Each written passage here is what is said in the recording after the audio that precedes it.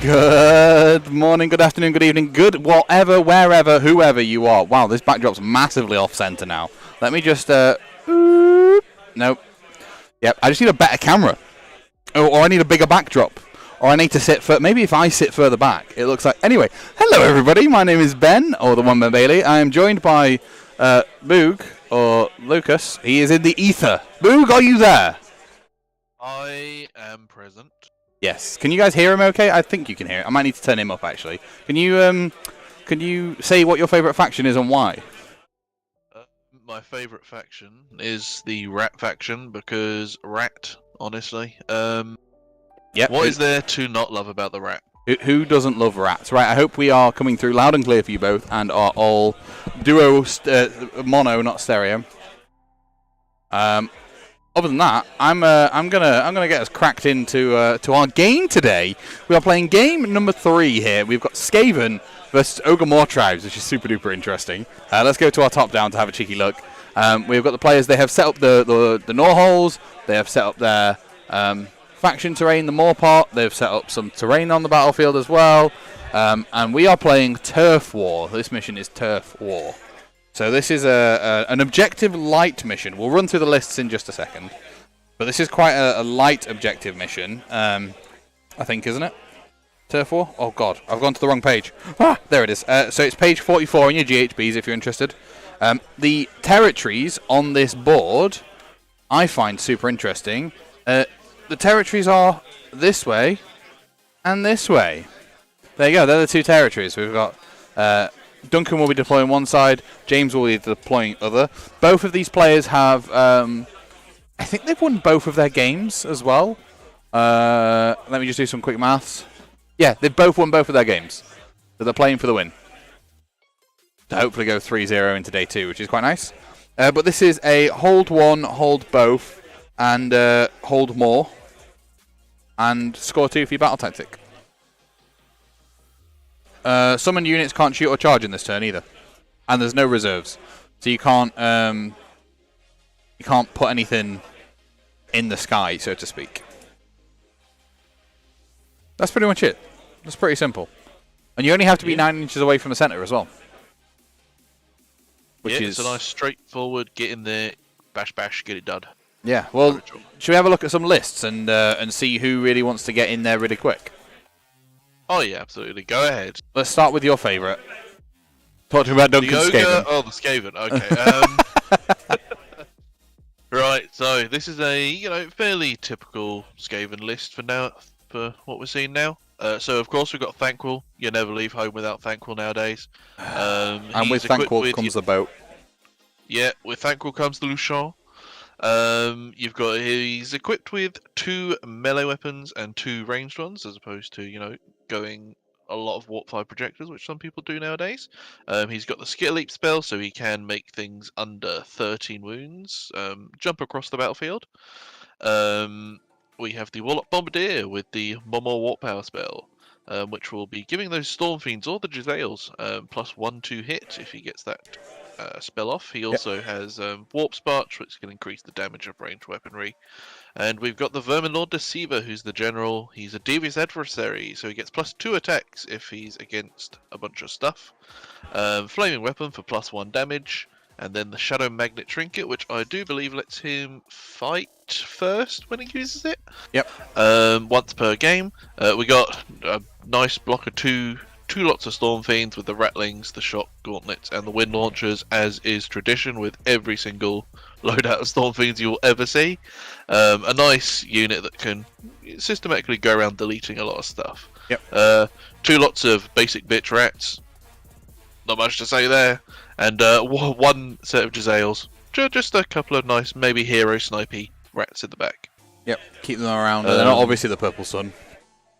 Oh yeah. Purple Sun, Thankwell's got +4 to cast, literally a no-brainer, especially giving the -1 rend out to your Storm Fiends, who really, really enjoy that on their Rattling cannons. Yep. Real nice. Solid list. We kind of see a lot of Storm Fiends, and literally all of the Skaven lists here this weekend, every single one has Thankful. Not a single one doesn't have Thankful. I mean, in this day and age where the Purple Sun is so rampant, Do you want to give up a +4 spellcast and deny wizard? No. Hell no, hell no. And also, in every single one of those lists, Launch the Soul Seeker is also present. Well, Right. I mean, it gives him an extra 16-inch move or whatever it is. Oh yeah, it's only a little bit. It's only a little bit. Bloody ridiculous. Alright, now we're moving on to James Fields' Ogor Mawtribes. Here we go. So he's taking Ogor Mawtribes and Underguts. One of the 4 Show of Dominance lists here, which I think, as a grand strategy, it's pretty ballsy, right?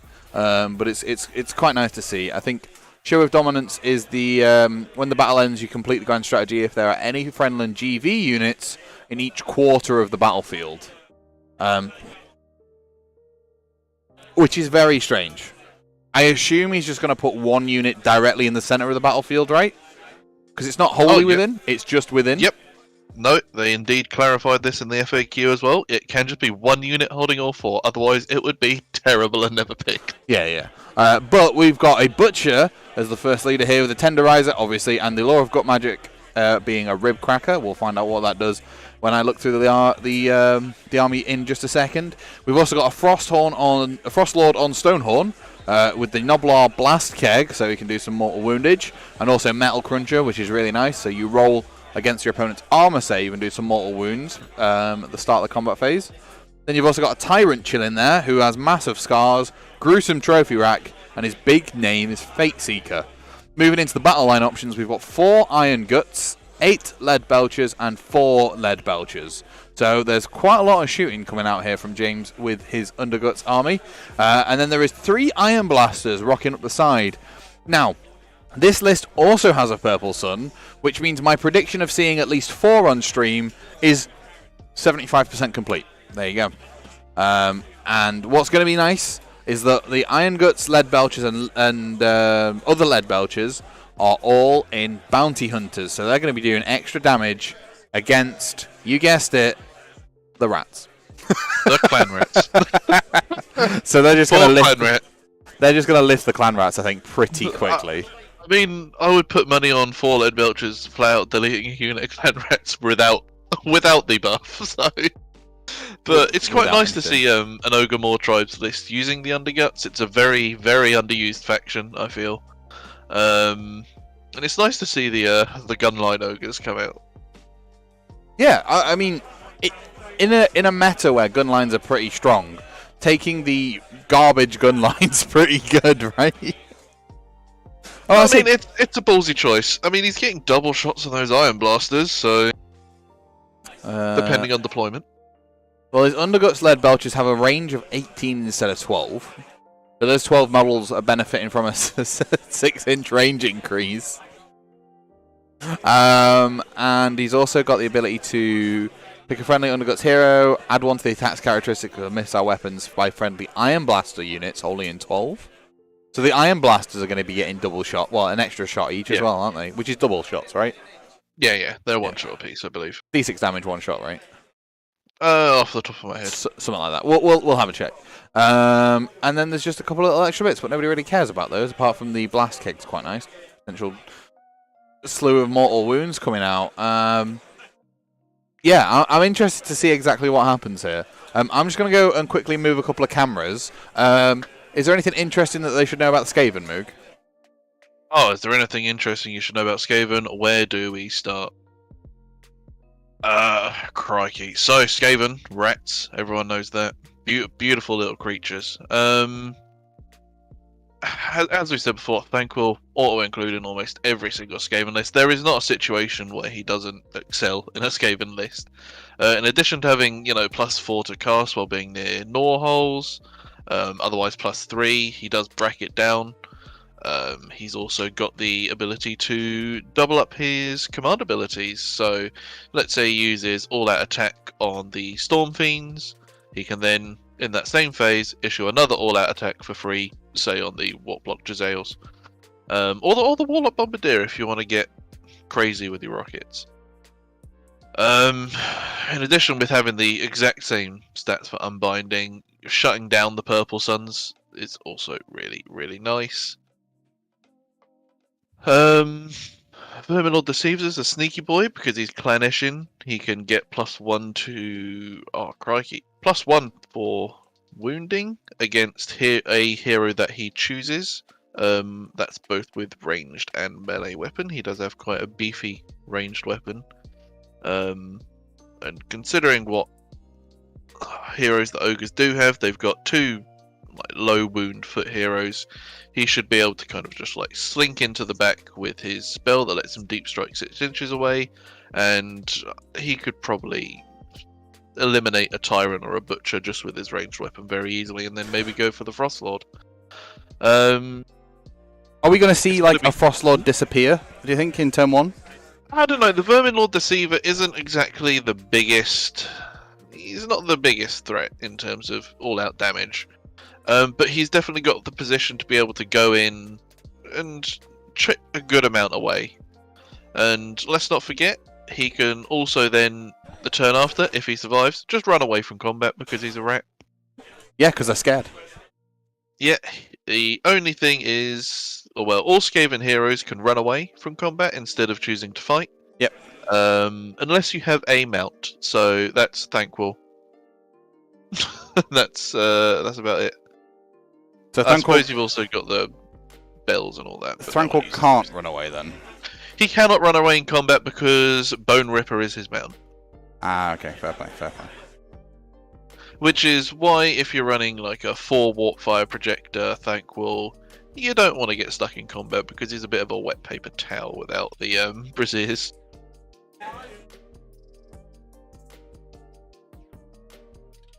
Wait, what? Did you just say what I thought you said? Yeah. I'm going to call them braziers, I don't care. Not braziers. No, I'm going to call them braziers, mate. Yeah, braziers. Very nice. If there's anything quite Skaven, it's some Warp Fire braziers. Can you imagine they've got like, they just load in a couple of sparks and they grow a couple of extra cup sizes or something? Absolutely. Anyway. Just big old chunks of warpstone, mate. That's what gets the rats implants. going. That's what gets the rats going. Warpstone implants. The brand new fandangled silicone implants. Jesus. The players are just sorting out the last of their sort of armies. Duncan is nipping to the toilet before he goes and gets his butt handed to him. And it is damn warm here. I assume you're lovely at home in your nice air-conditioned or cooled venue. I don't know about air-conditioned, but it's fairly decent. Oh, it's better than a kick in the teeth. Better than a kick in the teeth. I mean, knowing what it is like there, yes, it will not be as stuffy and, dare I use the word, smelly. Yeah, that's fair. It is. There is like 80 nerds in here, all sweating their tits off. So. And most importantly, I have a toilet without a broken door. They fixed it. What? Yeah, they fixed it. Wow. They have Took fixed them it. a while. Anyway, yes, indeed, Liam. We have got Skaven versus Ogor Mawtribes, which is going to be nice and cool to see. Underguts versus just Skaven tied, because Skaven don't actually have sub-allegiances.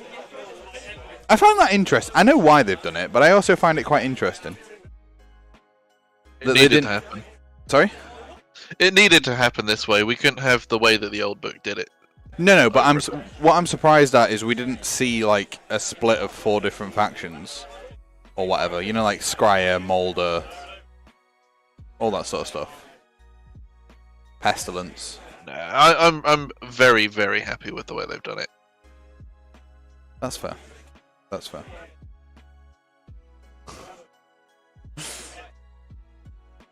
Oh, why is the close-up cam on the piece? I'm going to change that. Sorry, Karen, you carry on. So whereas before, Skaven had to kind of build lists around what faction they wanted to do, because their whole allegiances and battle line would break depending on what HQs and units they took.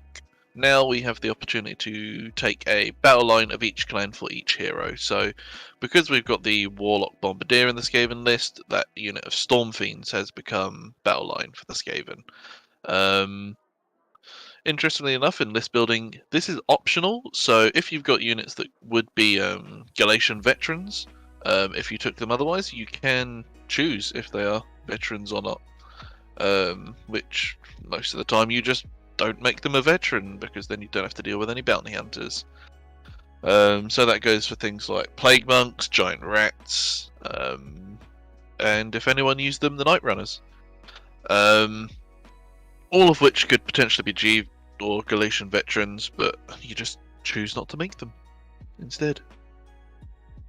As long as you have the mandatory amount of battle line, of course.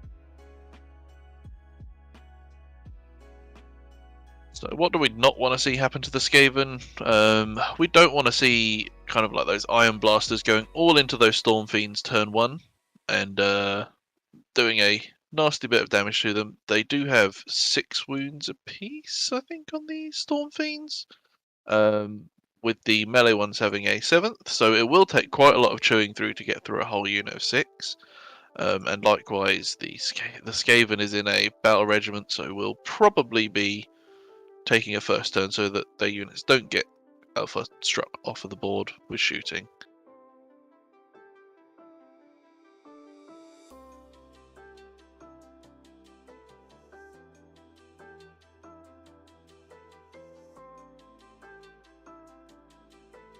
Sorry, I'm back.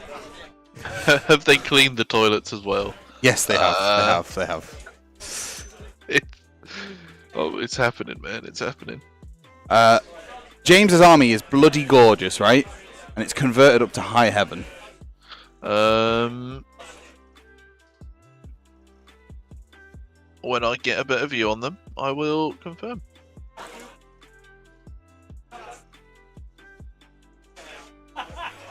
But from what I can see in the view left distance, is that a Magmadroth converted into a Yes, there is a Magmadroth and a Ragnarok and something else all converted into his Iron Blasters. That, what he's putting down, the Rogue Idol, is his Stonehorn. Okay. Because it's got the Stonehorn horns on his as a staff. Okay, and everything else is an Iron Blaster. Yeah, Steam Tank, that's it.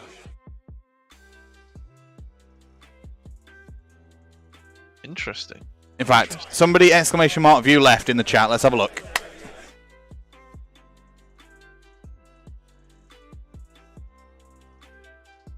Speaking of which, hello everybody. I hope you're doing well. No, yeah, thanks, Moog. It'll take a second to come through.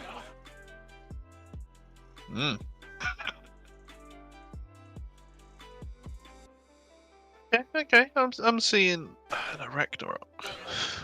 So we've got, this is the Stonehorn. That is an Iron Blaster. That is an Iron Blaster, and there is another Iron Blaster back here. Okay, it's certainly different. I like when things are converted, very much so. And then you can see the shots in the background as well. And the purple sun. And the orange sun, yeah. The Capri Sun. Oh, I might play Purple Sun, but with just a Capri Sun. That'd be great. Did I miss anything whilst I was busy sorting out cameras and making sure the players are okay? No, just talking about rats, really. Yeah, talking about rats. Just explaining a bit about rats. There is a bit of a weird. I'm sorry, go on. Talk about rats for days. I could talk about rats for days. Honestly, what? You love a good rat. I'm not biased at all in my choice of factions, but I do love a rat. Nip back to the top down. We can see that he's got Stonehorn chilling out there at the front. 2 of the Iron Blasters there, with a 3rd one just up the rear. And then we've got loads of other stuff. I think this is going to be a pretty bloody game very quickly. So, unfortunately for us, the players are on the opposite sides of the table. It's the way the camera is. But, hey-ho. Oh, we might be able to get a good look at them, actually, if we view right. No, this one. There you go. There's a back view of them. Both of these armies are gorgeous, by the way. Really, really nice. Converted Herdstone as well, with the not Herdstone, Morpot with the Herdstone. And then if we look at Duncan's army, we've got all the rats, some nice Jezzails poked up on the top just there off the left. The Storm Fiends rocking up the front, Tranquil just behind them, and then the Deceiver is next to the Gnaw there on the back right-hand side of the screen that you can see.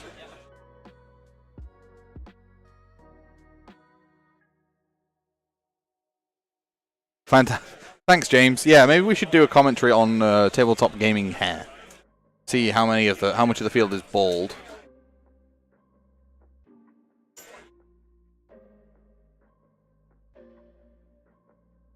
Anywho, what's your money? I mean, your money's probably on the Skaven, right? Skaven do have the priority of choosing who goes first. I don't know. I don't know if they do. Oh no, they do. They've got a like 2-drop compared to the 6-drop with the ogres. Okay, so they've got the choice of first or second. They've got the choice of first or second. Do you want to risk all of the ogre shooting going into your Storm Fiends? Because that's where a majority of your power lies in this list. Of course, you've got the Deceiver who can go in, take out a bunch of stuff as well. But a lot of your power is coming from those Storm Fiends. What's the range on the Storm Fiends? Different per weapon. You've got the wind launchers, which are a bit longer. Unfortunately, we haven't updated our database to pull this up on stream. Just finding all the correct facts. We've got 24 on the wind launchers and 12 on the rattling cannons. So the ogres do outrange the wind launch or the rattling cannons.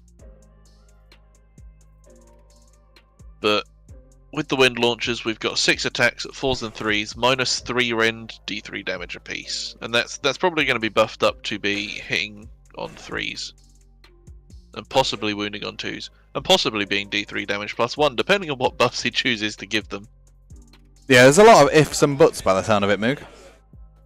Yep, and likewise, those rattling cannons, you're going to have 2 times 3d6, or 66 dice, hitting on potentially 2s, mainly 3s, wounding on potentially 2s, mainly 3s, with minus 1 rend, 1 damage, maybe 2, depending on buffs. Well, we have seen Duncan go first. Yeah. So, they're probably just going to waddle up. They've got a 6-inch move. You don't even need to waddle up, really, honestly. Well, actually, if you do, you can get all your 12-inch stuff in range as well. Yeah. Or a lot of it. You certainly can. I guess you start taking your Jezzails, probably pop them into... I'm just trying to see where the actual heroes are. You've got the, I assume, what is the Butcher in between the... The Butcher's here. Oh no, the Butcher's there, and then you've got the Tyrant in between the cannons. Yep. Because the Butcher's the spellcaster. Yeah, I guess with the Jezzails you start trying to either pepper some wounds into the Tyrant? big old boy or the Tyrant. Yeah, I mean... They're probably going to do like 2 wounds on average. Oh look, Lucian's out, what a surprise. Lucian and Thankful, even with 2 Warp 5 projectors, will do a decent number to like the unit of 8 ogres. He should do about 8 more wounds, which will remove 2.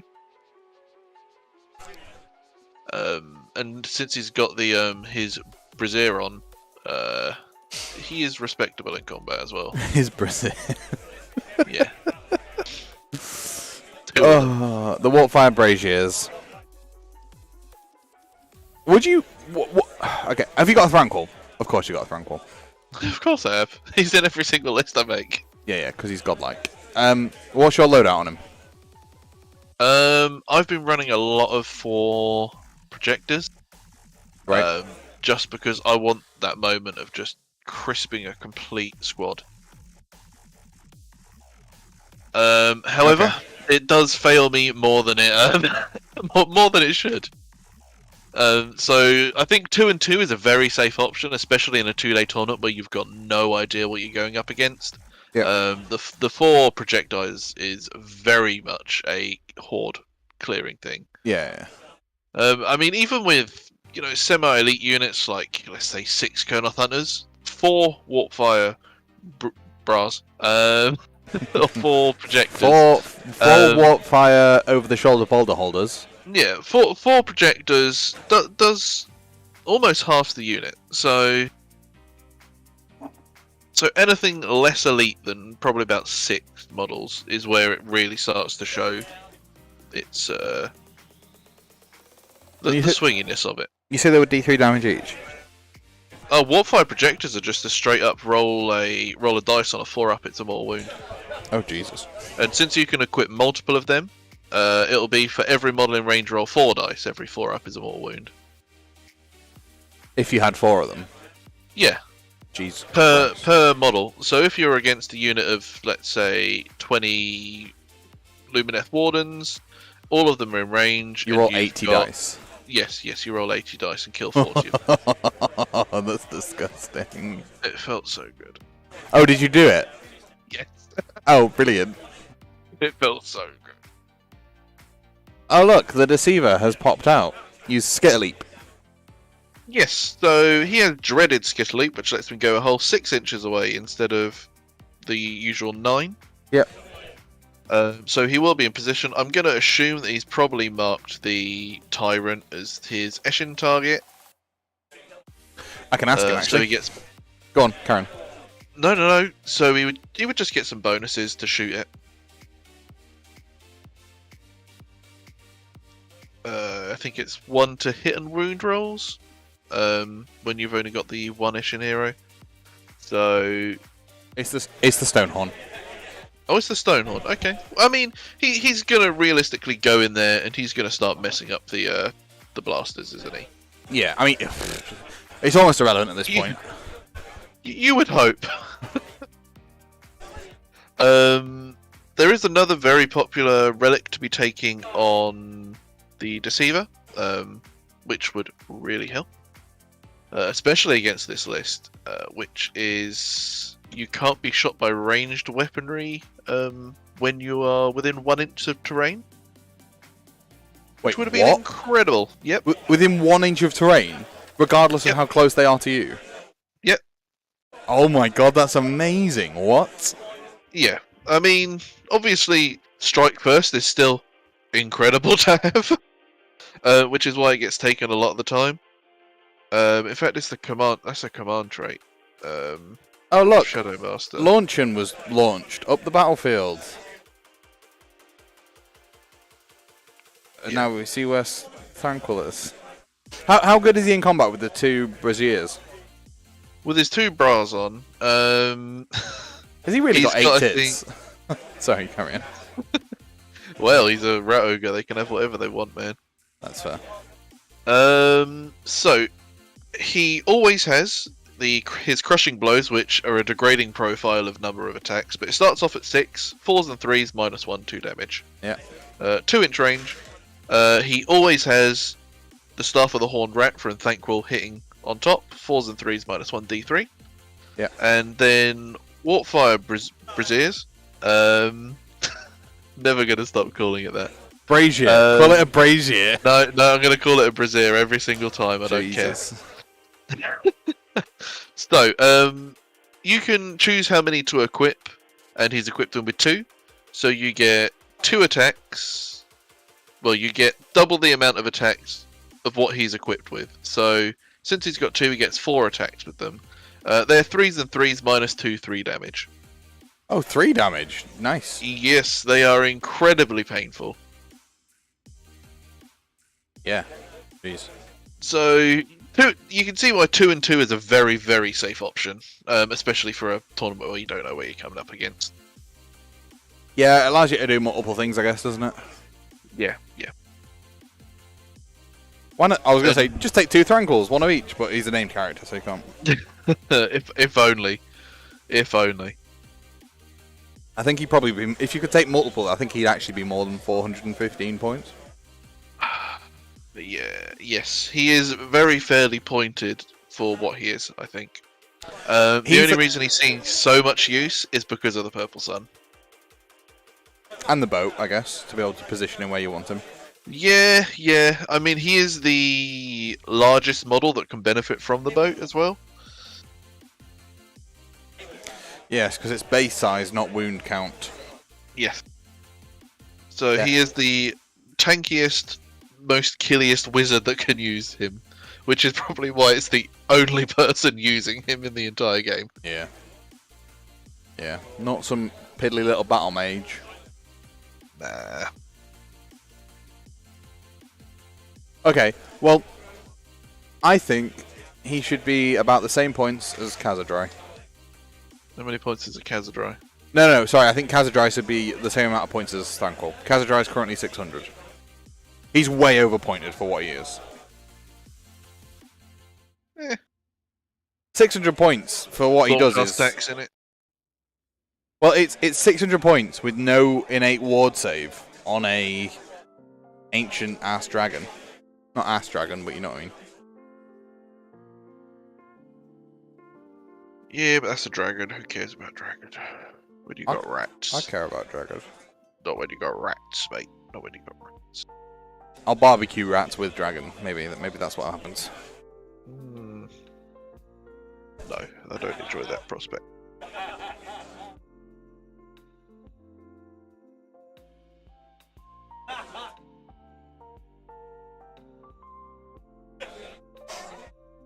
Anyway, so we've seen obviously stuff move up. The Clan Rats have created a screen behind, in front of the Storm Fiends. I assume that said the Stonehorn can't get over and to them. The other unit of Clan Rats have just made their way over to the objective down the bottom. So they'll be hold 1, hold 2, hold more for turf war. It's an interesting battle plan, this one actually. Only having 2 objectives is... I assume it's a Gargant auto win. Pretty much. James, indeed, on the Moretti, there are shots of tequila. Is it tequila? I think they've got tequila and a vodka shot each as well. That Duncan's going to make them drink.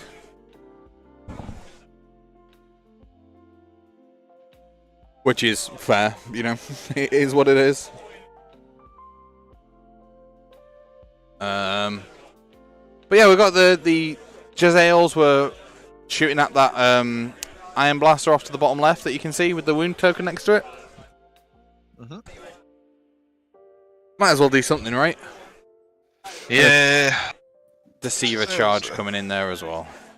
Jezzails are okay.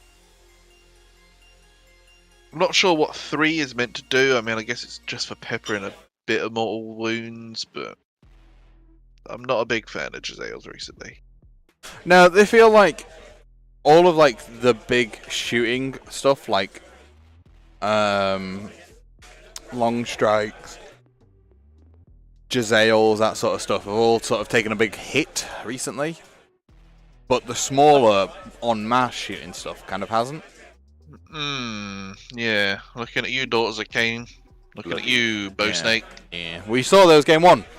We had a Daughters of Cain versus Jesus, my brain is dead today. Versus Nurgle, game 1. I mean, Daughters of Cain seem to evade any type of toning down or balancing. Oh, they've definitely got playtesters that play Doc, and they're like, now it's perfectly balanced, and to not upset them, they just won't change them. That's basically how it works, right? Yeah, there's a lot of elf bias going on. A lot of elf bias. Darned pointy ears. Honestly, those knife ears. And then we're going to see the Deceiver did get into combat with that Iron Blaster, and is now going to town. You would really hope that it kills it. Any decent combat from the Deceiver there, Mook? Did he throw his... Do we know if he threw his throwing star into it, or... Well... I know it's removed. I know it's removed. So, assuming that he got his flaming weapon spell off, he has 6 attacks. Again, 3s, 2s, -3 rend, 3 damage. 2 damage normally, up to 3 because of flaming weapon, yeah? Yeah. Nice. Of course, he also has his own command ability where he can add 1 to hit and wound rolls, and he's also got +1 to hit and wound rolls against his chosen champion. Yeah, which is the big boy, obviously, not the little cannons. Which there are now 2 of the 3 cannons have gone, Moog. Yeah. So that's the Storm Fiends obviously shooting into them in addition to that. Yep. Wind Launchers removed this one. And then this one's been heavily wounded by the Jezzails. I say heavily, I think it's taken 6 wounds. And then this one obviously removed by the Deceiver. Yeah. Removing them was always going to be the smart thing to do because they have a lot of damage potential, especially with the essentially double shoot from the general. Yep. The Deceiver's the general, and there's no Slay the Warlord. Yep. So the Deceiver also, as a passive rule, can't be shot unless you are within 9 inches of it. So that top unit of Lead Belchers is probably going to be out. And the unit of 4. The Iron Guts are the ones back at here. These are Iron Guts, and then all the Lead Belchers are up here. Yeah, so he's going to be out of range pretty much of every single range attack, bar the 1 cannon that's left. Yeah, wow. Then I don't know if the Storm Fiends are just out of range of the shots, but I don't think they're going to worry too much. They'll just sacrifice the melee ones.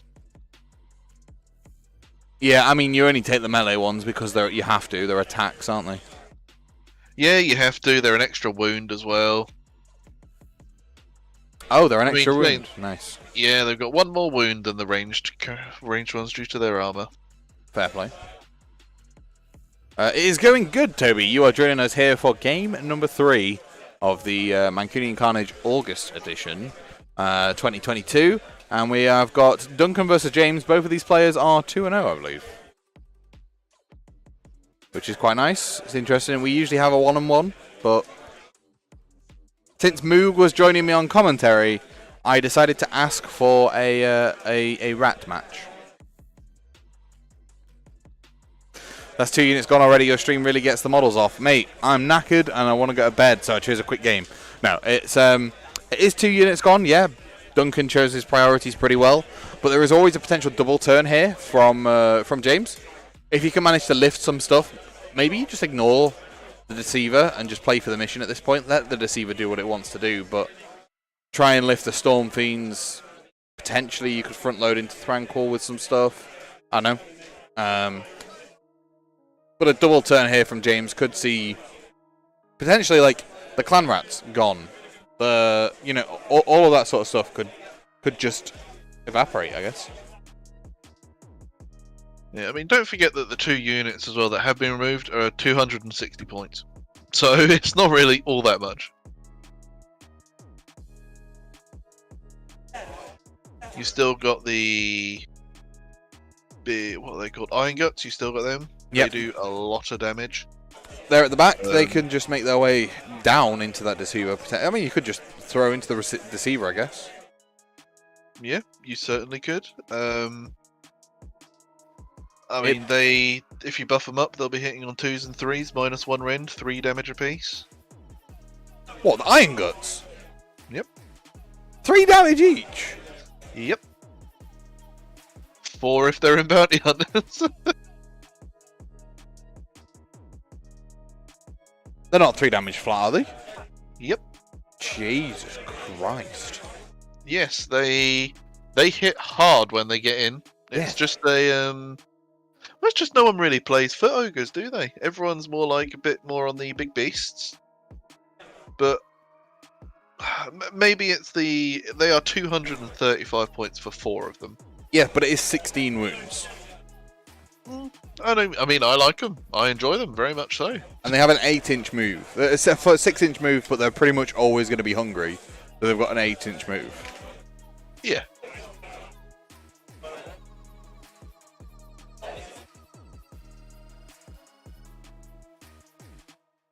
Yeah, I literally did just check the war scroll to go, holy crap, he's not lying. 3s and 3s, -1, 3. Bloody hell. It's incredible.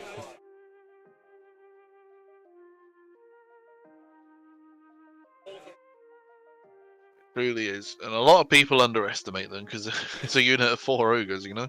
They do have a 6-up spell ignore as well. If you've got the Rune Maw Bearer in there. Which is pretty cool. Hang on a minute. 3, 12...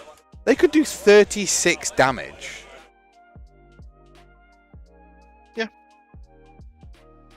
They have a lot of potential in them. It's just getting them there. Liam, he is using tabletop TO.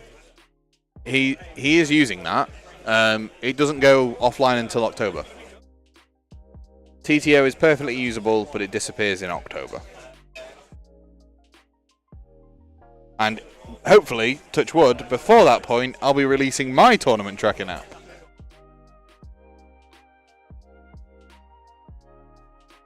And hopefully we can just pick up where they left off.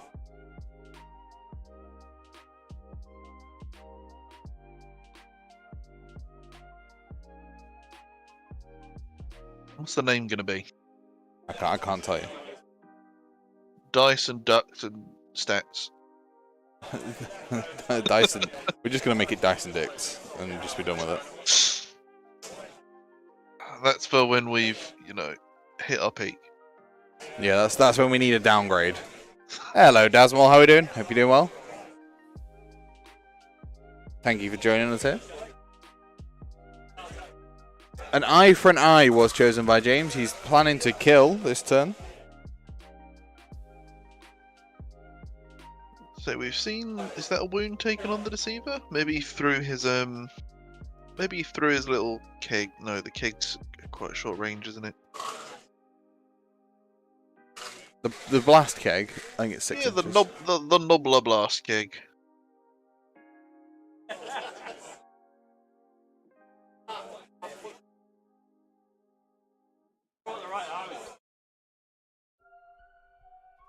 See, if I was to do an ogre army, it would be underguts. So I really enjoy this list. So that's basically just spam iron guts, right? No lead belchers. Lead belchers and the cannons. Yeah. They're what we see here. Yeah, it's exactly what I would do if I was to play ogres. Well, it's between that and mass spamming those yays because they are something unique. No? Sorry, 1 second.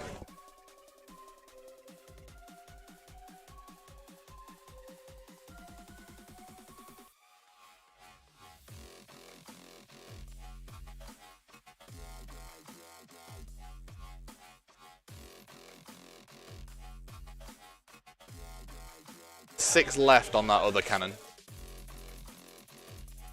Okay, 6 of 9 left then.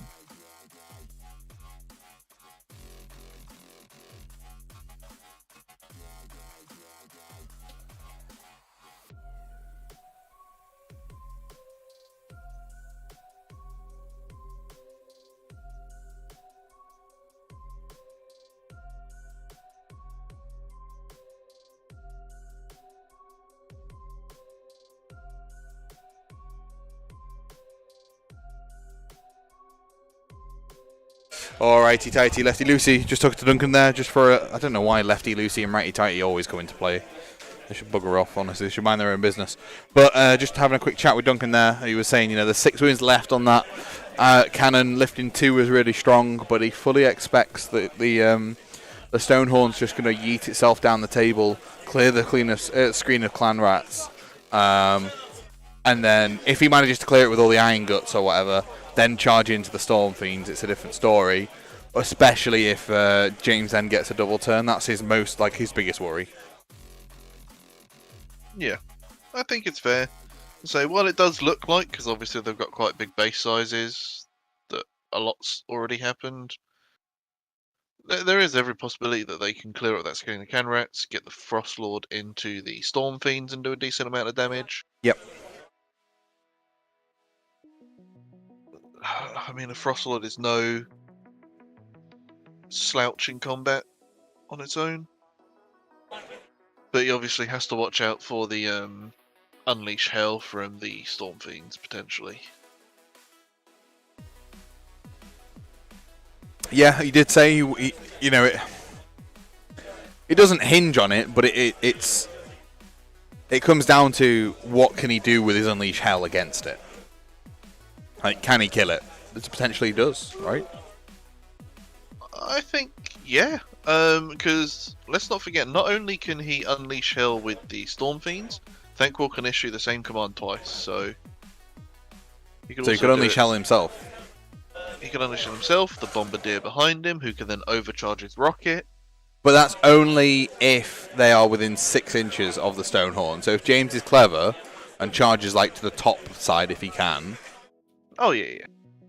Jesus Christ. They're just getting crunk. This is great to see.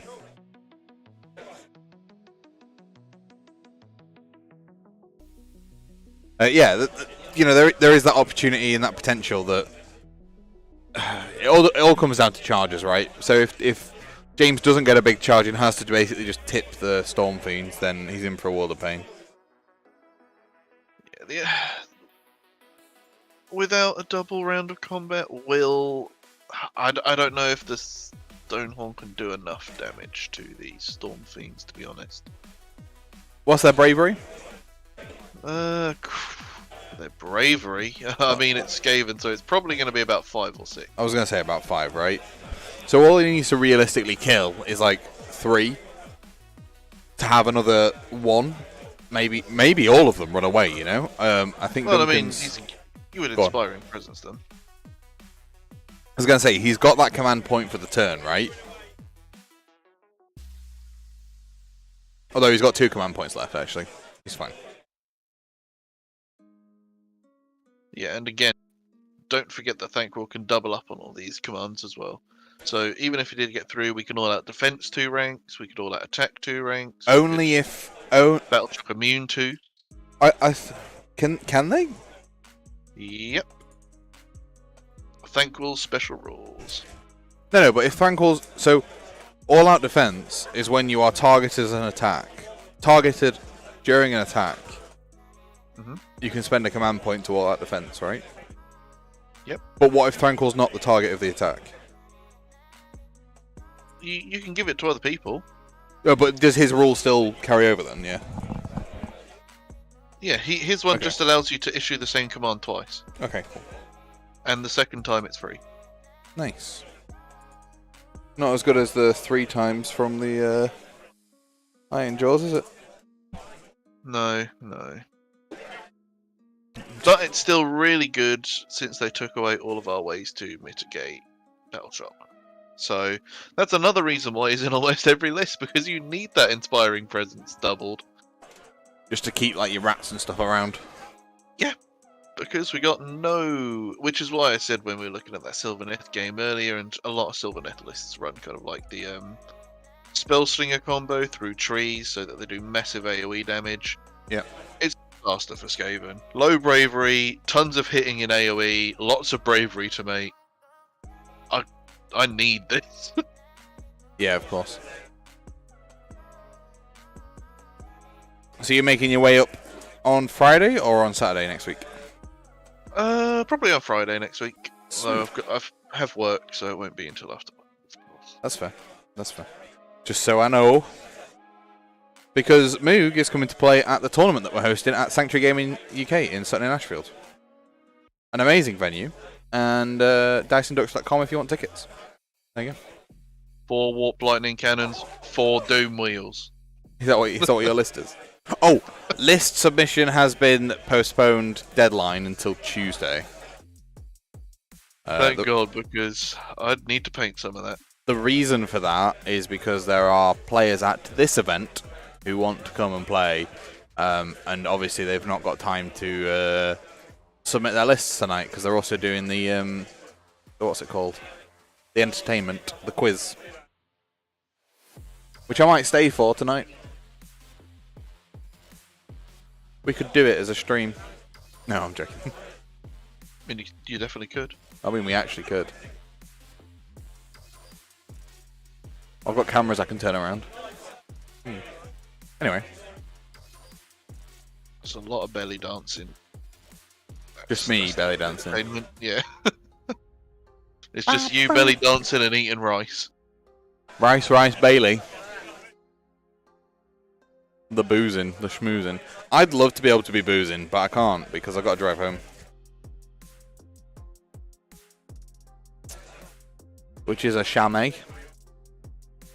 Which is like a Shambee, but not quite. I can't read. I can read. Sorry, that was a... Anyway, so... Those... the unit of 4 lead belchers have moved their way up.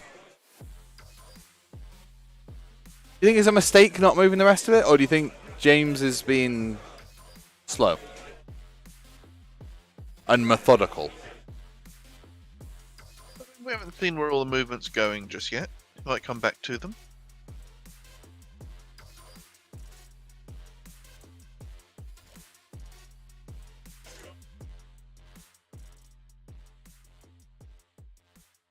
Hungry boys. And being a unit of 4, they are nice and under the threshold for the coherency nonsense, aren't they? Yes. Very much so. And we see a redeploy coming out from the Deceiver. Oh! Wait.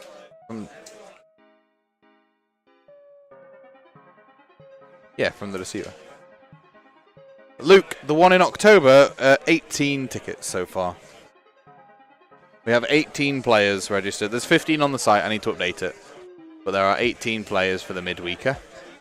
If you're interested in the midweeker, head on down, head on over. It's good fun. We did the last midweeker in April, and it was really good fun. Did it under the hobby room. Obviously, this is going to be done under dice and ducks. Brand new trophies, and brand new everything.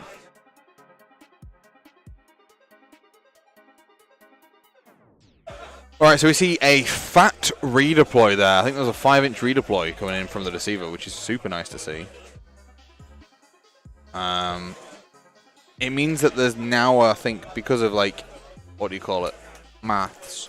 There's like a 7-inch charge, I think. The dress code, Luke, is can you please print me a business receipt so my wife doesn't know I'm here?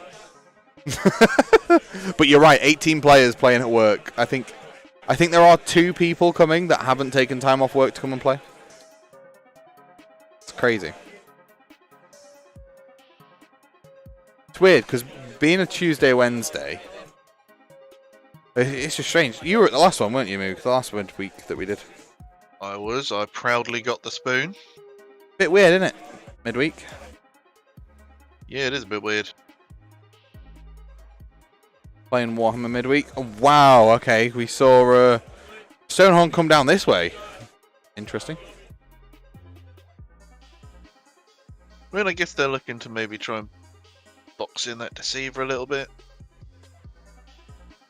So that he's got less places to go. Obviously, they're going to wipe that unit of Clan Rats out. There is no no way that he does anything there. It's also stopping him take stuff up through the Gnaw hole. Yeah. And bring it up down there. But I think James is also potentially trying to play for hold 1, hold 2, hold more this turn as well. If you can get rid of that screen with those lead belchers, and the Stonehorn clears enough of those Clan Rats, you know, you could be looking at something pretty big. But as you say, Inspiring Presence can be applied over multiple places.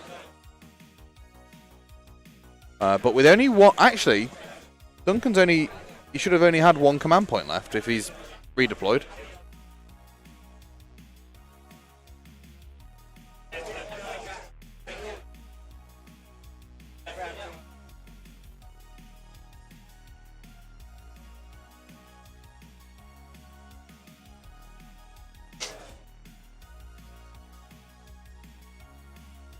Unless he had a special token. In fact, he did have a token next to the Deceiver, didn't he? Maybe he had a It's still under its head. heroic. Has that taken 6 wounds out of Deceiver? Hang on. It may have taken that from going in and taking the reaction shot.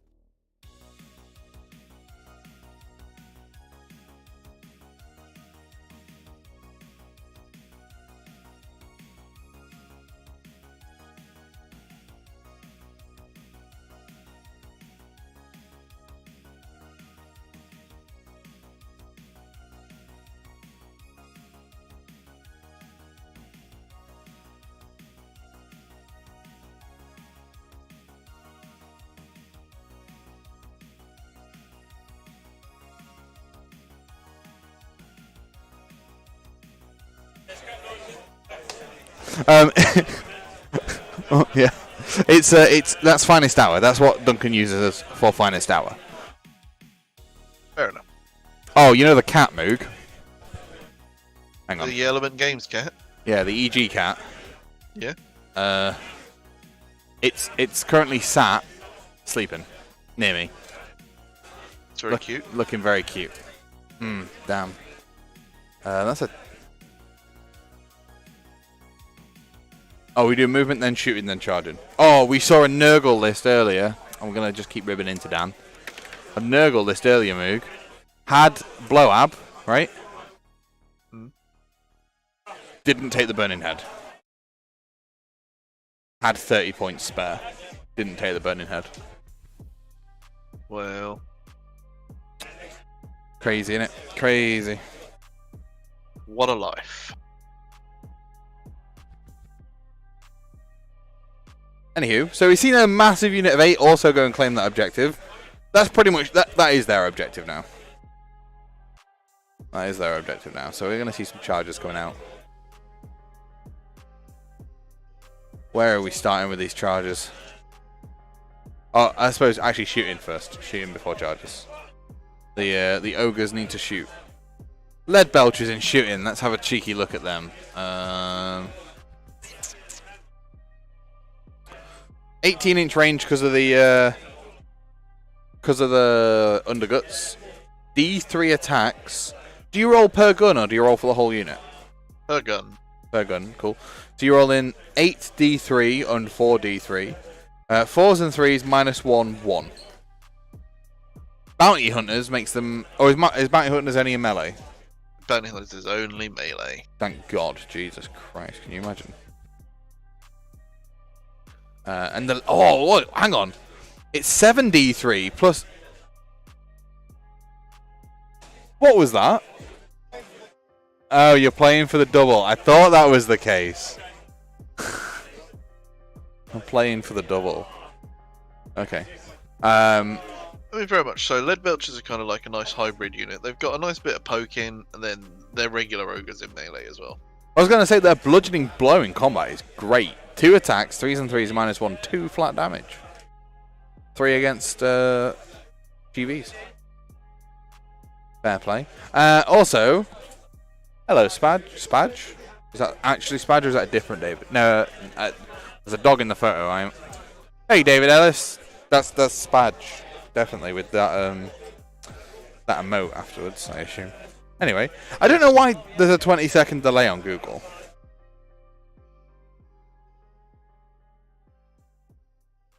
Crazy.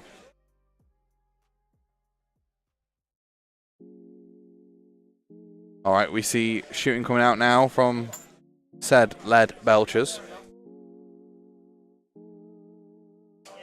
It's alright, Spadge. I know another David Ellis. That's all.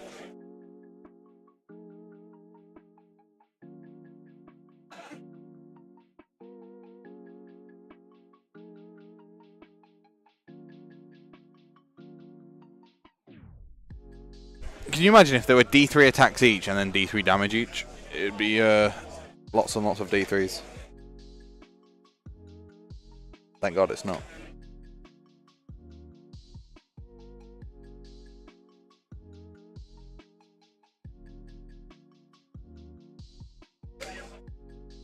And we are seeing slews of these climb rats being disappeared. There's 9 gone there from the first shot.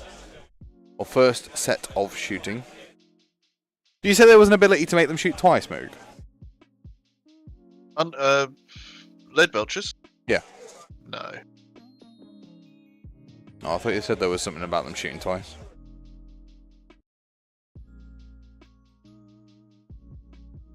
Just the 18-inch range instead of the 12. Yeah, it was only the cannons essentially getting a double shot because of their +1 attack. Yeah.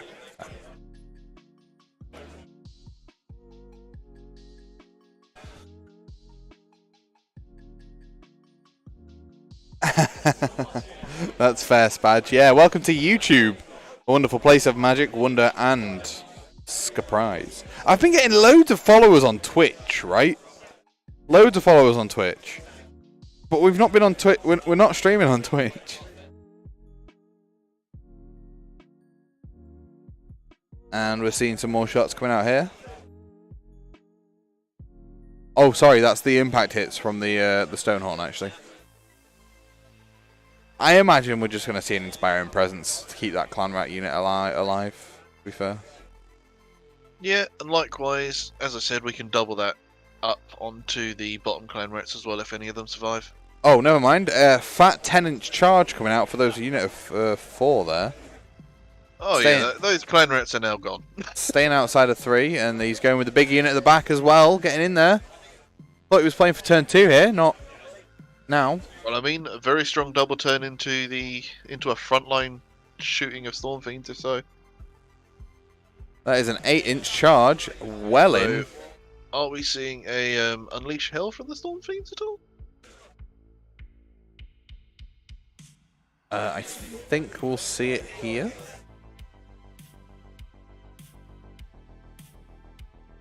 And we can see some mortal wounds. Oh no, 1 mortal wound going through.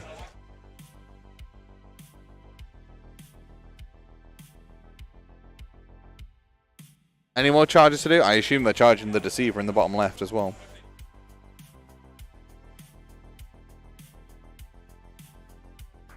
Oh, these are impact hits. I keep forgetting ogres all get impact hits on the charge, don't they? Oh yes. Oh, thank you, Tobias. The player details shouldn't even be on the stream. They are old player details, but I appreciate that. Thank you.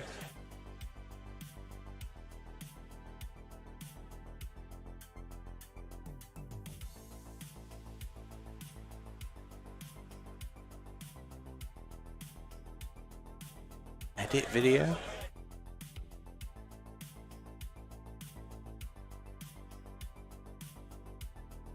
There we go.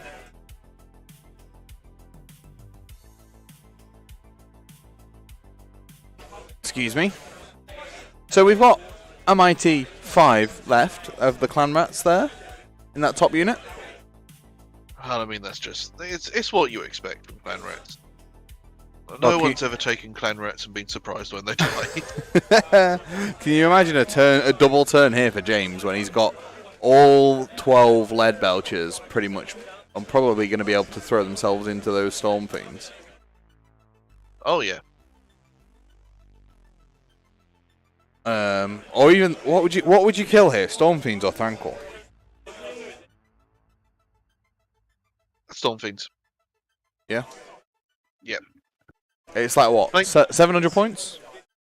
Oh yeah, 700 points. And whilst Thankor's good, I think you'll get more damage out of the Storm Fiend unit.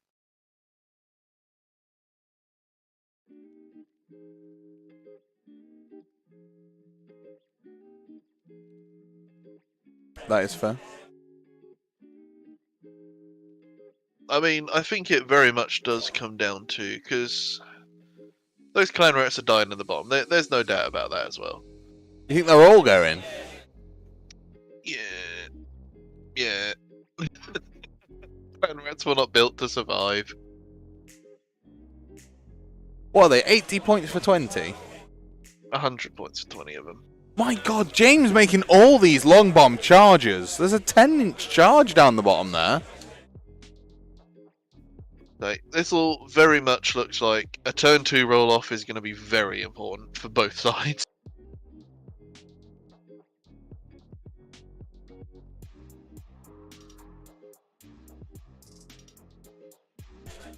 Jesus Christ, the man's rolling hot.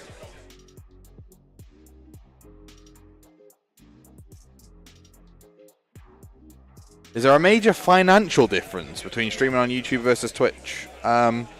When I get monetized on, if we get monetized on YouTube, the ad revenue is way better.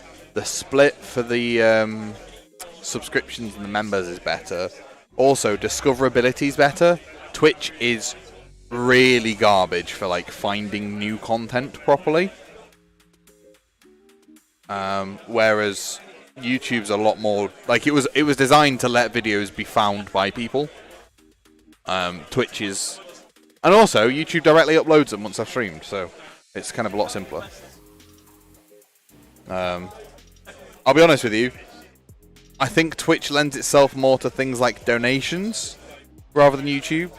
But that's because the YouTube platform hasn't really seen it that recent. It's relatively new to YouTube, so I don't expect to get donations, but like financially to help support new gear and equipment and stuff. But I would expect to see more viewership and ad revenue than we ever did over on YouTube, on Twitch. Sorry, but the requirements are just as annoying.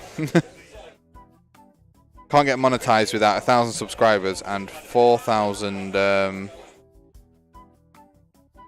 watch hours. Right. What? A lot of hours. We've already got 500. You've got to do that in 12 months. Well, On the case... Deceiver. Yep. Sorry, the once per game fight first has been used on the Deceiver to kill 3 of those. Oh yeah, you would have to. Yeah. You don't want Iron Guts going into your Deceiver. I mean, while the Deceiver does have a 5-up ward, it would just it feels like a 4-up save and a 5-up ward sometimes isn't enough. Yeah, I see that. What were you going to say? Sorry, I interrupted you. Oh, I cannot remember. It was about watch hours. Oh well, yeah. You need to get your watch hours up, so you need to start. You need to start shilling. You need to hammer that like button. You need to hammer the subscribe button, and whatever else people say. I smash the subscribe button. Yeah. Justice Make love punch to the like button. Justice punch that subscribe button for me. Slap it around like a floppy fish. Make love to the share tool. Do you know what? Get your grandma. Make her watch the stream. She's unemployed. She can, do it all day. That being unemployed isn't a requirement to watch the stream, Moog. But it certainly helped.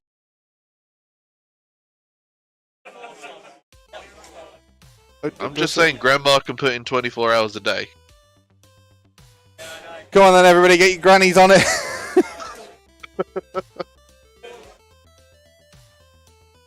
Jesus.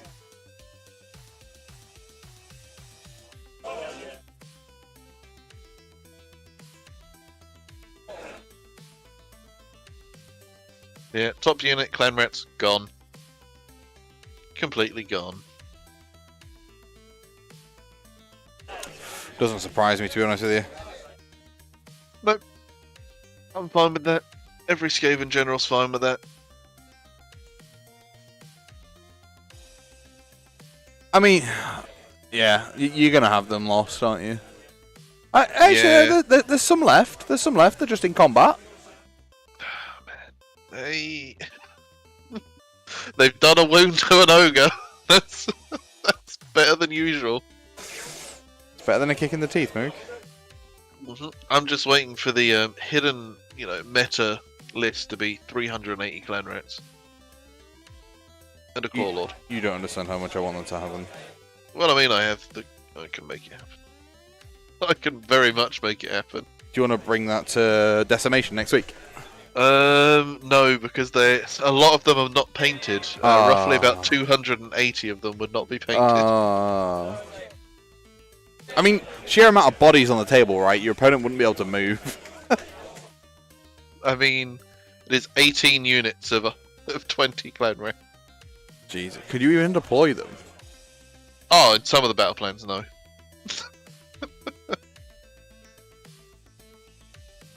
And we see the Stone Horn now slapping away.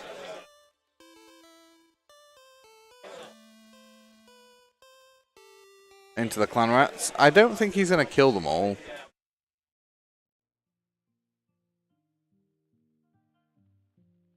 There's 16. Oh, actually, I think these are like 3 damage each, these ones. Wait, why is he bringing them back? Oh, he's putting them back in to take them off. Got it. Alright, so that's 10. It's not the full unit of 20, is it? It's amazing how much smaller an army looks when... Oh god, he did... never mind, he killed all 20. You're right, Moog. My bad. It's amazing how much smaller an army looks when the screen's disappeared, isn't it? Yeah, absolutely. And unless clan rats are going into clan rats are dying. So yeah, it's not a surprise. And even if not, they were fleeing. I think we're going to see the top unit pile into the Storm Fiends. I think if you put a combat gauge on the ground, they're not in. Are they not? I don't think so. I But know. Well, I know they were just measuring it, so yeah. If the players agree that it's in, then it's in. But what I find really frustrating about this game sometimes, right, when I'm playing, is the amount of people that measure from about 6 inches above the table. It's like that. No. You know, if like it's a friendly game between mates or whatever, sure.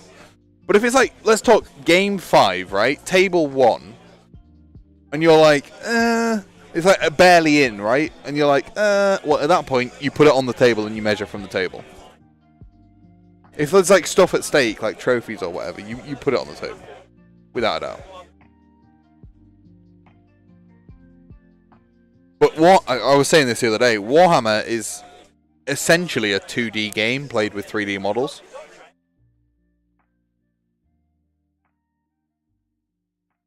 Like, relatively speaking, you could probably play Warhammer with just bits of paper, right? probably. In fact, I mean, you could play it. Play almost every game with a piece of paper. In fact, you could play it like you play War Machine. Speaking of War Machine, that segue, you see that? We're streaming the World Team Championships of War Machine in the start of October. If you are interested, we are going to be streaming that. I don't know how good it's going to be, but. And what's your favourite War Machine faction? I actually prefer the Hordes. Okay. So what's your favourite Warmer Hordes faction? Warmer Hordes, did you just call them? Yeah. It's the combined name of the games, mate. It is. I'm pretty. I like the Trollbloods, to be fair. Yeah, you into the Trollblood kind of side of things. Yeah. I mean, Scorn have, like, obviously they've taken their name from Khorne, let's be honest. And Legion are pretty good, but not a fan of Circle, I don't think. No. I have no idea what I've just said. I just Googled it. I said Hordes instead of War Machine, so I had time to Google it. Oh, it's alright, chat won't know. It's okay, no one knows. War Machine. Shouldn't be saying these things. It'll be good fun. It'll be good watching. Turn 2.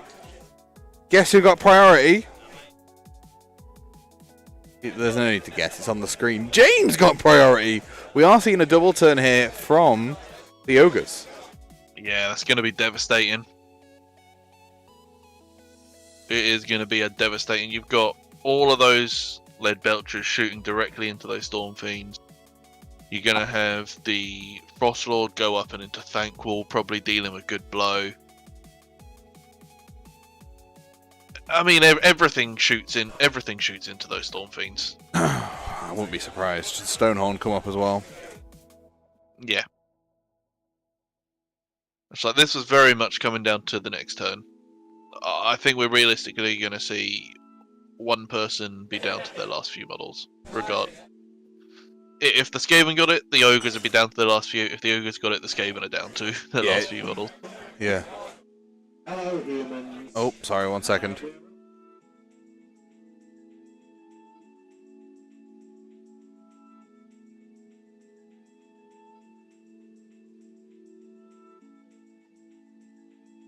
Sorry, Alex was making an announcement. Fancy. Well done, mate. Well done. Probably. I'll get him to shell my event next week. Cool. So,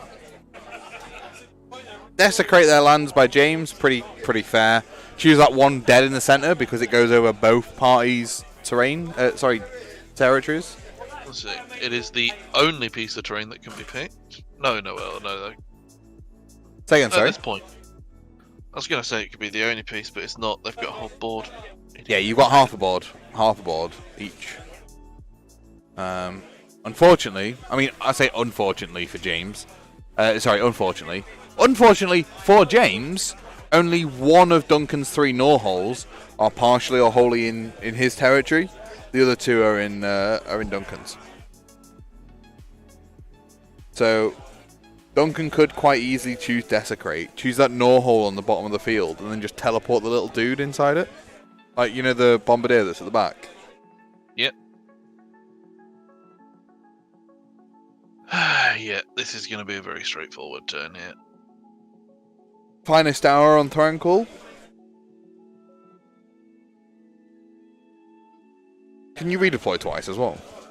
Yep. Literally any command ability could be used twice by Thankful. Which I assume we'll see. Oh, I mean, if he remembers. You might as well redeploy them, right? I'm really surprised we didn't see an Unleash Hell from the Storm Fiends last turn.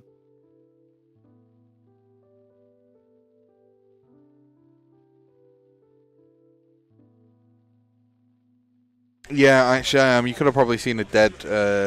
Well, that unit of 4 might have been lifted.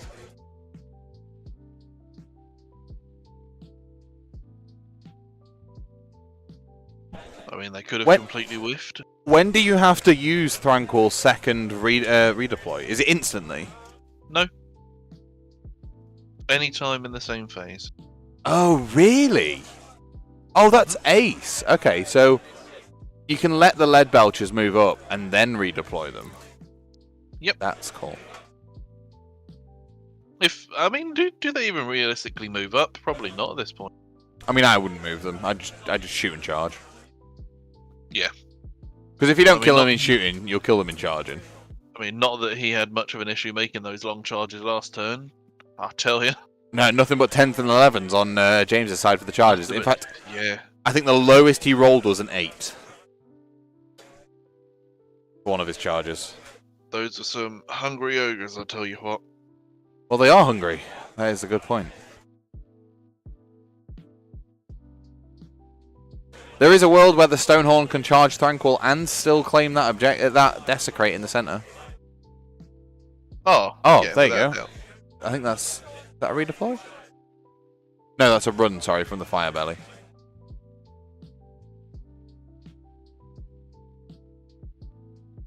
I think both players are using the 1 pot of dice, so it makes it a little bit difficult to be able to see.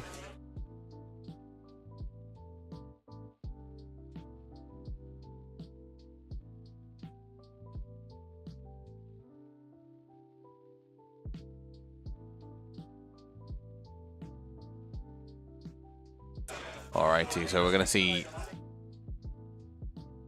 the Iron Guts, probably all 12 of them into the Storm Fiends if needs be.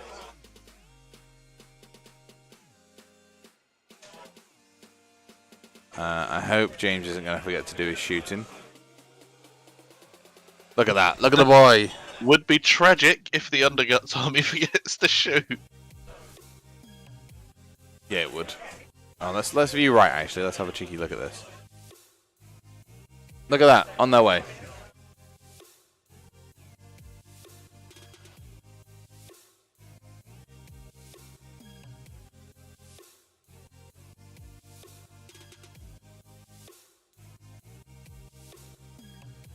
Do you think a purple sun early from Duncan would have been best here? To just stave off maybe some bunching up like this? I don't particularly know. I mean, sure you can purple sun early, but against this kind of list for Ogre, sure he might have taken... I mean, he had a 1 in 6 chance of taking out the Stone Lord, I guess, or the Stonehorn. But do the Iron Guts care if they lose 1 model of each unit? No. No, but it's more the minus save on them from the Storm Fiends. I don't feel like in this situation, or well, from what's gone on, he shot the cannons first of all, didn't really matter. Yeah. Like, we might get an Unleash Hell, but... I mean, one of the weapons is -3 already, it's really just buffing the Rattling Guns to -2. Which, don't get me wrong, is good, because then it goes straight through some Ogre Flesh, but... But Yeah. I don't think it's enough of a big difference that it would have made like any. Unless, of course, he got lucky and got that roll of a 1 on the Frostlord. It wouldn't have made much of a difference. That's fair. I mean, the whole game, again, turns completely differently if you roll that, 16% chance to instantly kill the model. Yeah, I mean, a lot of the players that I've talked to here this weekend are like, okay, the insta-give is, like, great, but we actually take it for the -1 rend. Sorry, -1 to save. Because it's not a rend, it's just -1 to save.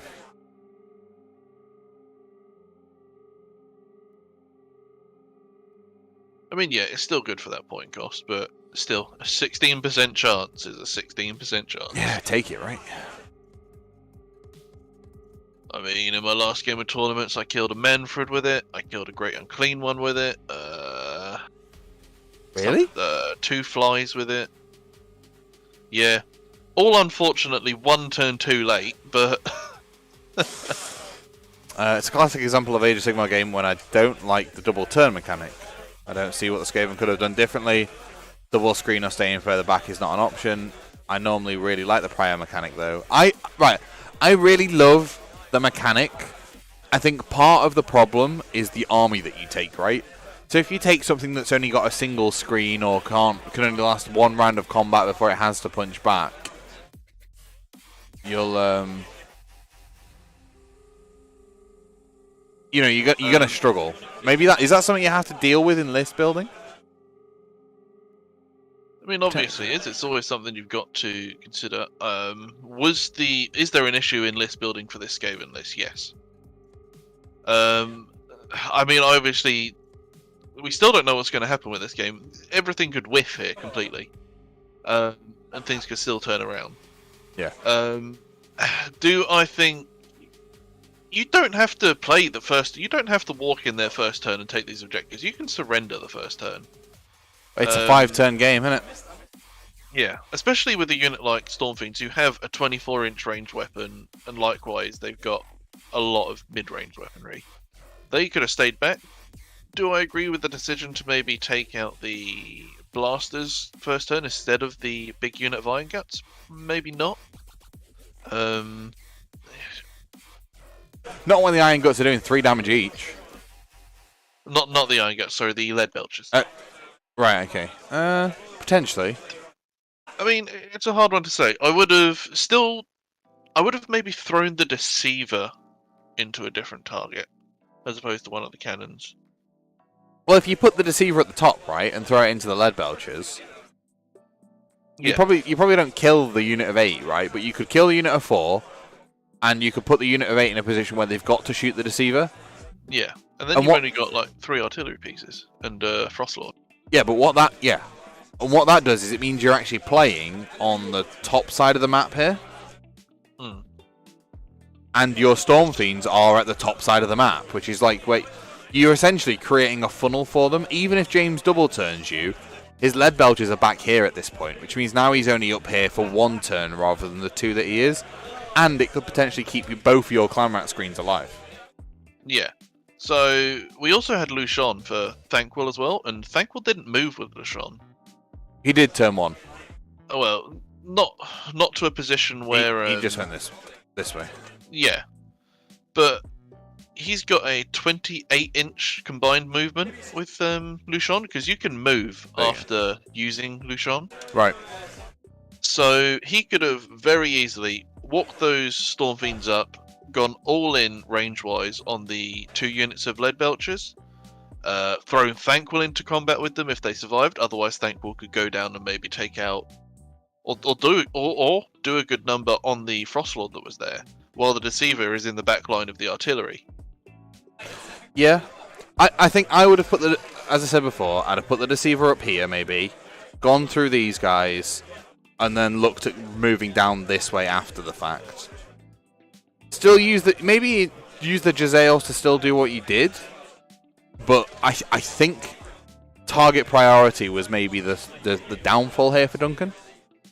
I say downfall. The double turn was like the downfall. Let's be honest, but I mean, and let's not also forget that They are incredibly drunk. Or they're hammering shots at least while doing this. Yep. And we also have the top down. We can see where everything is at all times and what's going on. Yeah. Whereas they've only obviously got a slightly slurred vision from their perspective. I mean, I'm sure their slurred vision, speech, dice rolling, what looks like a 3 is actually a 2, you know. I'm sure they're having fun, which is the most important thing. Yeah. But in like a pure competitive sense, were some of it the best plays? Probably not. No, I think there's definitely different plays that you would do, right? Just maybe not when you're 7 pints in. We have seen the first lot of lead belchers run into the storm fiends. I think Are we rolling out the Unleash Hell now for them? No, we've already had the Unleash Hell from Tranquil. I think this is now the Storm Fiend Unleash Hell. Okay.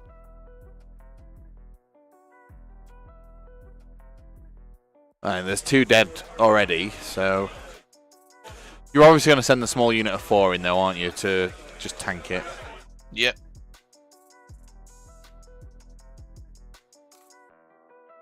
Yep, and then lift it again. Fair play. Makes sense.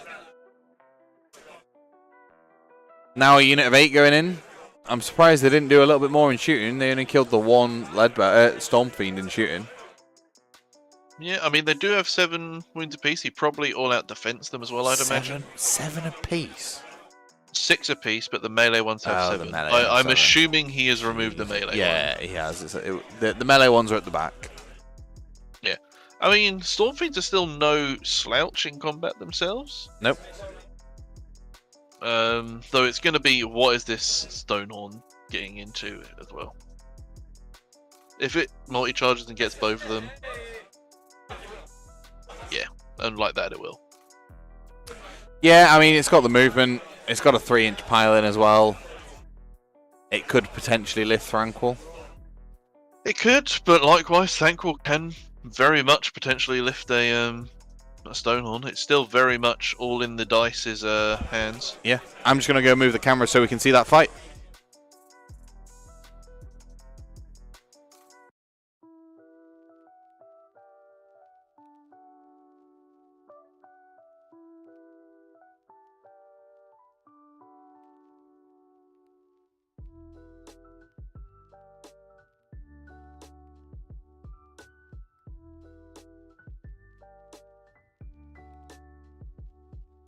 What does Frostlord and Stonehorn, 3-up save with 13 wounds.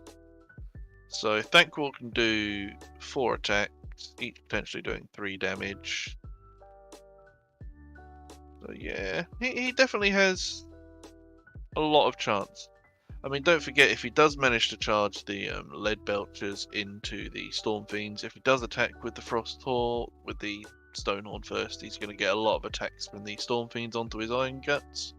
Not iron guts, sorry, the lead belchers. So it may be a case that he wants to just let the lead belchers stay there, and because they're tagged into combat with the Stonehorn, just do as much damage as he can to Thankwall while keeping those storm fiends tagged in. They can't really pile in to do all that much damage to him because they're in that line.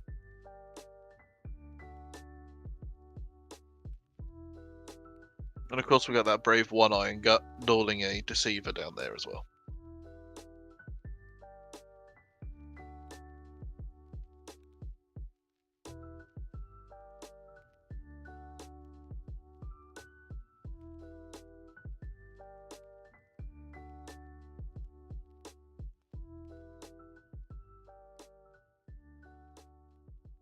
Sorry, I just thought I'd move that so we can actually see what's happening.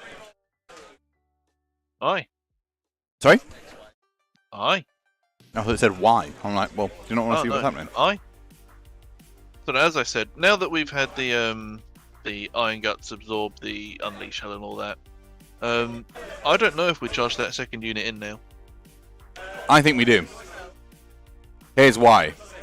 Duncan has no command points left. No Inspiring Presence. They've already lost 1. If James can maybe take 1, potentially 2 off them, you're going to see Storm Fiends run away at that point. And having 6 wound models run away, huge. We've still got the charge damage to roll for the Stonehorn, and the Stonehorde could ignore Tranquil and just hit the Storm Fiends. It can indeed, it can. We could be seeing a hell of a lot of damage coming in here.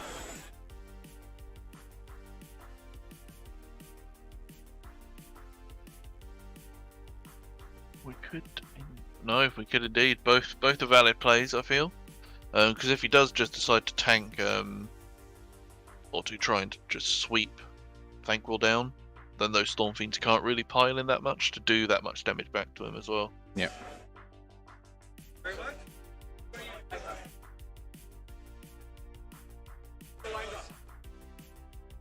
Yeah, it's going to be pretty crazy to see.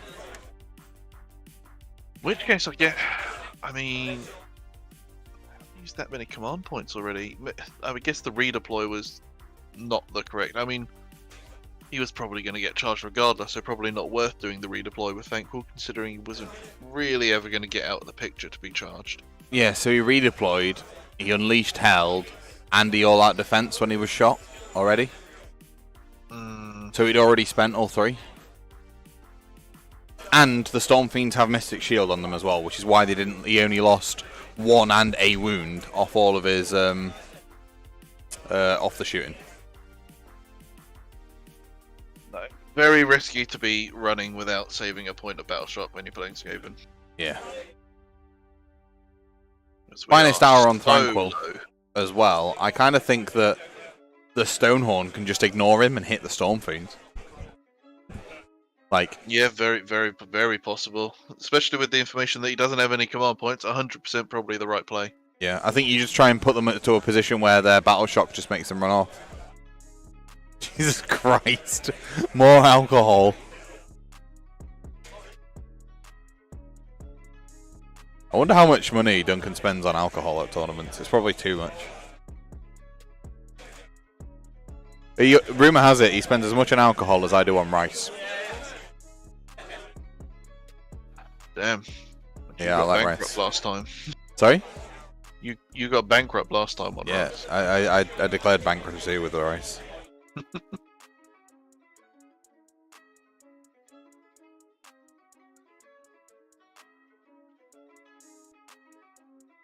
Alrighty, so now Duncan has returned. We're going to see some charge roll damage coming in here.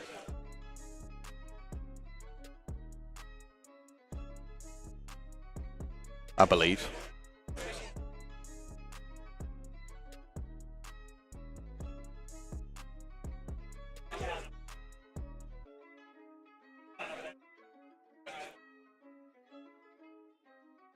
I'm just listening to what they're saying.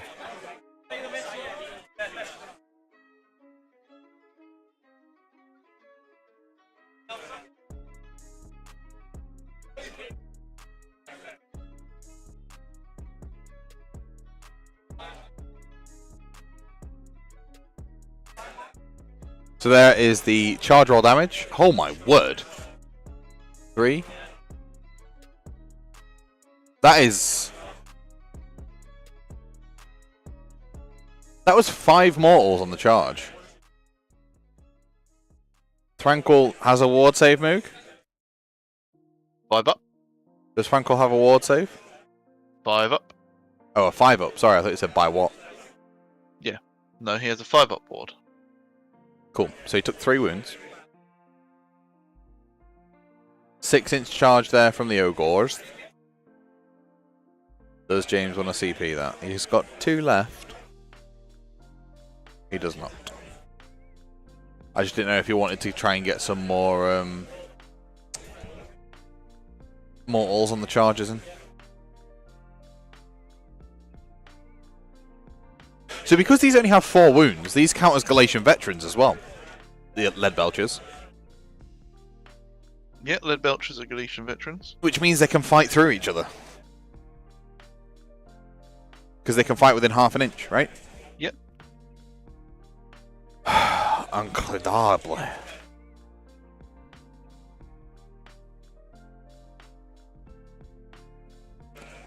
So, 8 wounds were done to the Storm Fiends in shooting, just as a heads up. From all 12 lead belchers and the scrap cannon. Yeah, and they have a better output in melee than they do in range. So Yes, they I do. would say probably by double. There's going to be 16 dice, probably 2s and 3s, -1, 2 damage. And if he if he's able to give them an all-out attack, then Well, no, that's what I'm saying, 2s and 3s with all that attack. yeah, He's got a then command point will left. Definitely, it should do a decent amount to that unit. I mean, I assume we'll see 2 more leave. Yeah, I'd think 2 more die from this, and then you've got a 50-50 on if any flee. So He's hoping for a double 6 on the scrap launcher. Oh, it's a 9. Not quite. Not quite. that's about his average roll. James has rolled nothing but hot this game, ladies and gentlemen. He has done a stellar job at just rolling dice.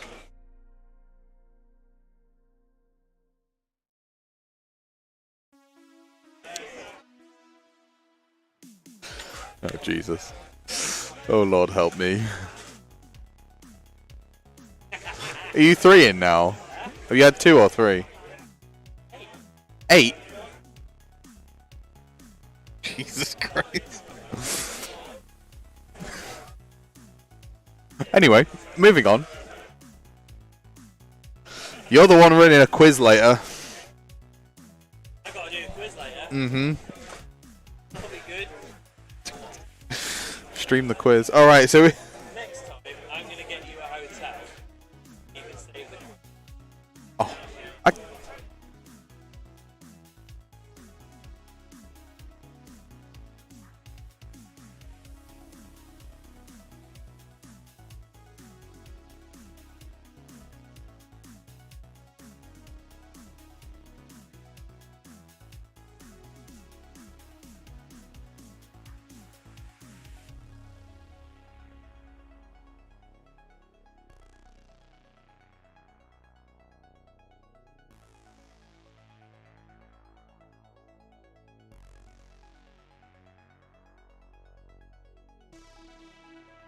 Sorry, me and Alex just having a quick conversation about next event. We're not even finished this one yet. Struth, Bruce. Tell me the date. Sorry? Just tell me the date. Tell you the date you want to be here. Yeah, it's usually May the next one, isn't it? Yeah, I'll get the dates off Alex. I think he's pretty much sold out his next Carnage already. Who doesn't love a good Carnage event? So the May one is the comped Carnage. The next one is not comped. We see they indeed have gone in, did another 2 mortal wounds onto the Storm Fiends as they went in, which is fair enough. But now the question is, Moog, if you are James, do you go with the Stonehorn or do you go with the Lead Belchers?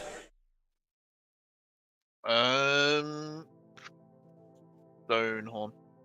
Really? I'd go with the Lead Belchers first. Oh, actually, no. It's only the... Chances are Thankwell can absolutely obliterate that Stonehorn. Also, it's only the shooty Stone Fiend that's in range, isn't it? The hit. And right now they're tied up in having to... Well, they can't pile in. They've got to pretty much stay where they are, aren't they? Yeah. So do the Stonehorn first, just in case Thankwell obliterates it. And then if he does, well, your Lead Belchers are almost perfectly positioned anyway, so they're going to be taking minimal damage from the Storm Fiends regardless. Yeah.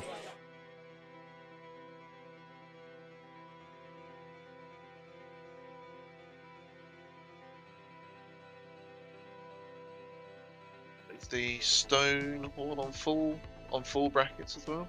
Yep, unwounded. Yeah. For now. So what is crushing? Is crushing hooves the D6 attacks at 3s and 2s, -1 D3 +1 damage. Then you've got his horns as well at 6 attacks, 4s and 3s, -2 4 damage. So yeah, throw them into the Storm Fiends. Thankwell isn't going to do enough by himself.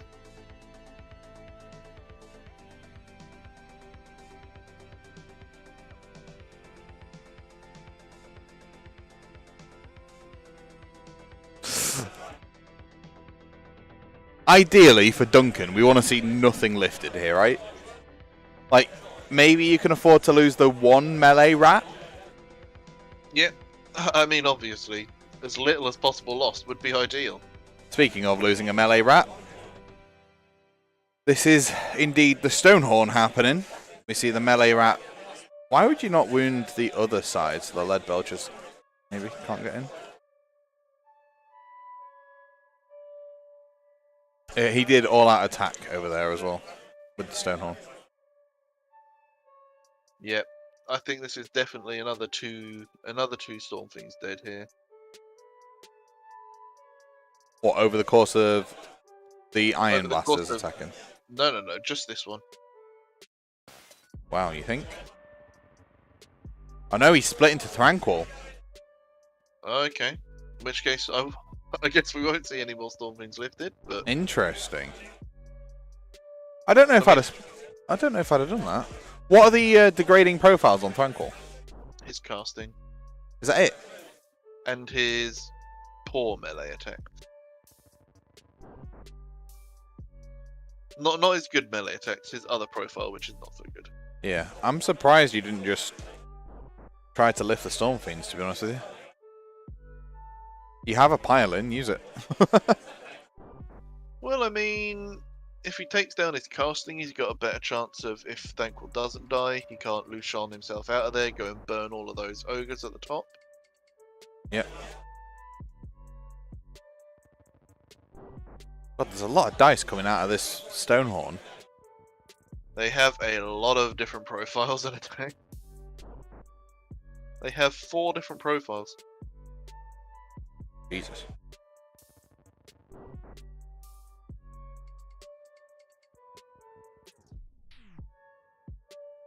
That is a lot of profiles, and I think the worst one's damage too, right? Isn't it? Worst one's damage 1, that's just punches and Oh, kicks. the punch. I keep forgetting about the punches and kicks. 2 of their profiles are 3 damage and one's D3+1. Jesus, Duncan. He just rolled 3 fails for his saves on a pretty big attack. Now we're seeing all the wards come in. So, Skaven do not have the best of saves, and even Thankful is a 4-up save. You know, I said he shouldn't have split his attacks.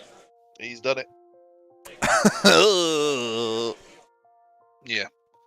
Thankful in melee is not massively scary. What's his base save? Is it a 5? 4? A 4, okay. 4 with a 5-up ward, it's not awful. He was finest houred, so it was a 3 with a 5-up ward.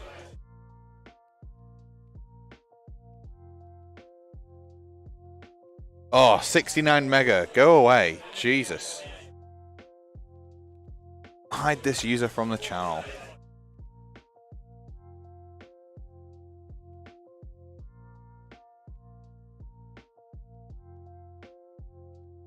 I wonder if it just times them out for a bit.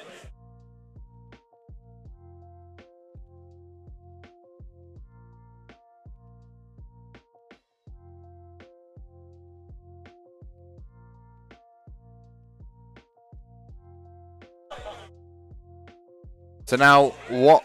I mean, Duncan, you can't really pile. You can pile sideways, I guess. You're not going to be able to pile in such a way that gets you onto the objective, I don't think. No, because that Stonehorn's still in with it, no.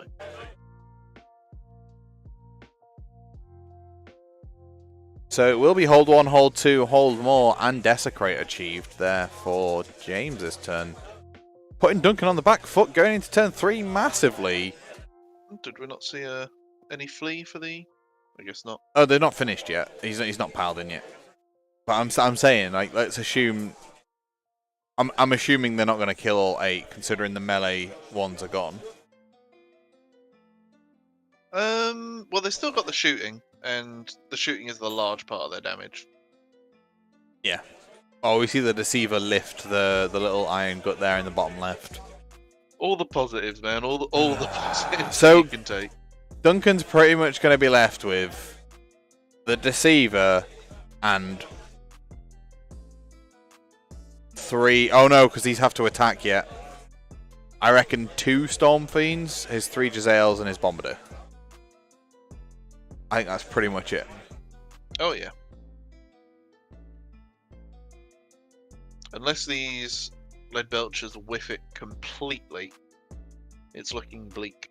I mean, we're throwing a fat 16 dice here. There's a potential 32 damage.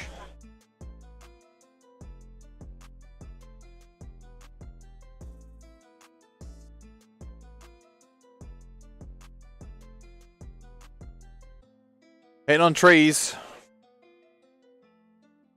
4 misses. Jesus Christ. Storm Fiend space save, Moog. Or Bleeding hell. 10? Jesus, looking for 5 ups. 2 damage apiece each of these that go through.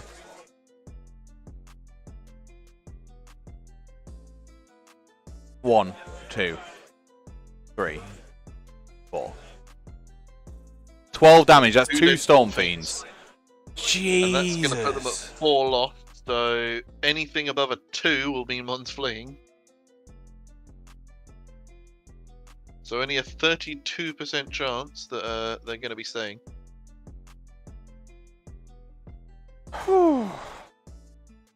Yes, the outlook is Bleak. bleak. Very, very bleak. You want to know something fun? But as we said at the end of turn 1, it was very much going to be whoever got this turn 2 was going to be lifting most of the army. Yeah, I mean, that's when you've got 2 armies like this that are so polarized one way, one is going to smash another one a certain way, isn't it? Like, that's just how that works. Yeah.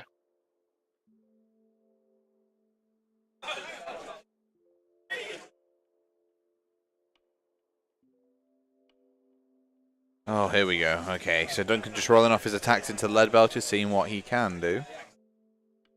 Oh, very little. They're paper towels in melee combat. What is it? 4? Rend none? Rend 1 if we're lucky. Damage 2. Reasonable. It's the same as the lead belchers. Oh no, sorry, no rend. No rend. Cool, never mind. You wounded one of them once. Sorry, twice. Yes, despite being rat ogres, they are worse than rat ogres in melee.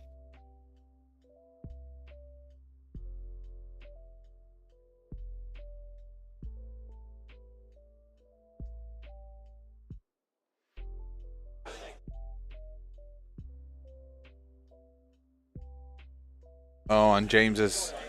Oh, hang on a minute. Did they flee? Oh, I mean, they must have. Oh, Jesus.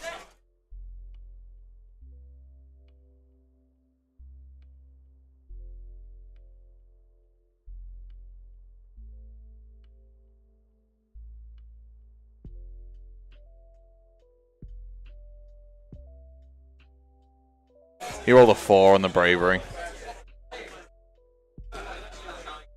Well, yeah. I mean, what else do you expect, really? Yep, so, I mean, it's very hard to imagine Skaven stabilizing from this. Really hard.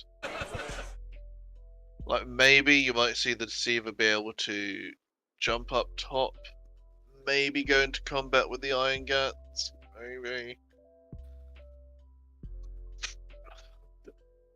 At this point, overcharge your Bombardier and just pray. Yeah, Load you've up got on your to. Warp Sparks, increase your damage, overcharge, Warp Spark the Jezzails as well, shoot everything, get the Deceiver into that large unit up top. That one's mine, the Deceiver. Like, take the grand strategy, that one's mine. I mean, you could. That one's mine like the Butcher or something, couldn't you? Yeah, we got that Fire Belly right for the picking down there. Yeah? I mean, you've got the dreaded... Sorry, go on. You've got you've got your Deep Strike, but 6 inches. He's a 2-cast wizard, he could Deep Strike and then Purple Sun. Probably on that 16% chance of eliminating the Frostlord. Yeah. At this point, I feel like that's certainly a very valid choice to do. Or, Skitterleap, Sun here, Sun both of these, kill this in combat, double turn, Skitter Leap over here, move the Sun this way, winning. Yeah. I mean, that's definitely going to happen.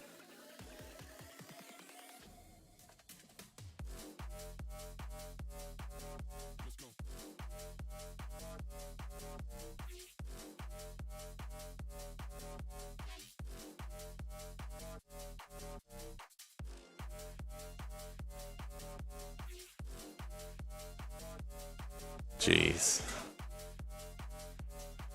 Bless him. Anyway. James back yet? No, James isn't back yet. I think he's out and about, but we're looking like a bit of a social gathering is happening.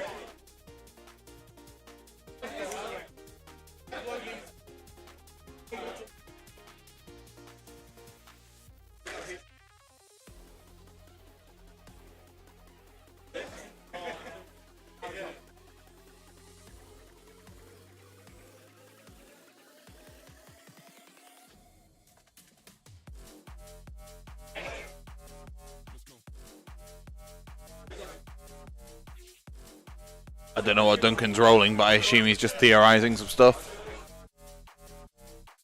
He's already used the finest hour on the Deceiver as well, hasn't he? Yes. I think the play is hope for a Sun kill, right? Oh no, James is sat at the table. Sorry, they are playing. James is at the table.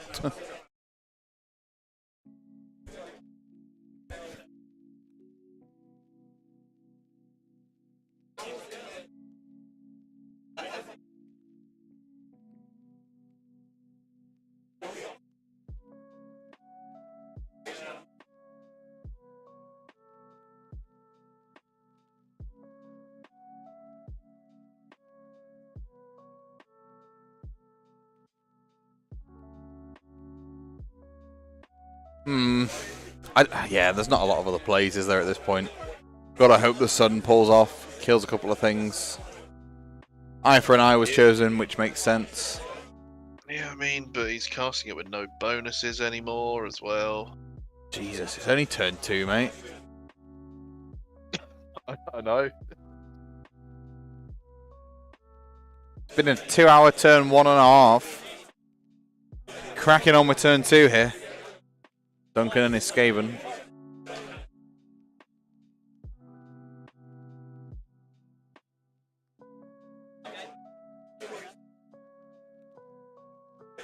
And if James wants to solidify this victory even more, he's going to have to bring those lead belchers back to the center of the battlefield so he can make sure he gets his grand strategy.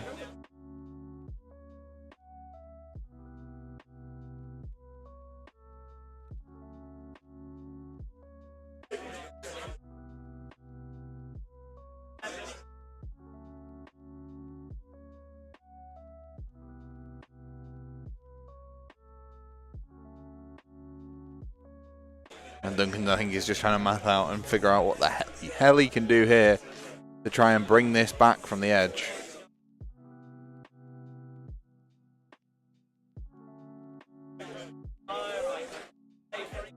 Is this Skitter Leap?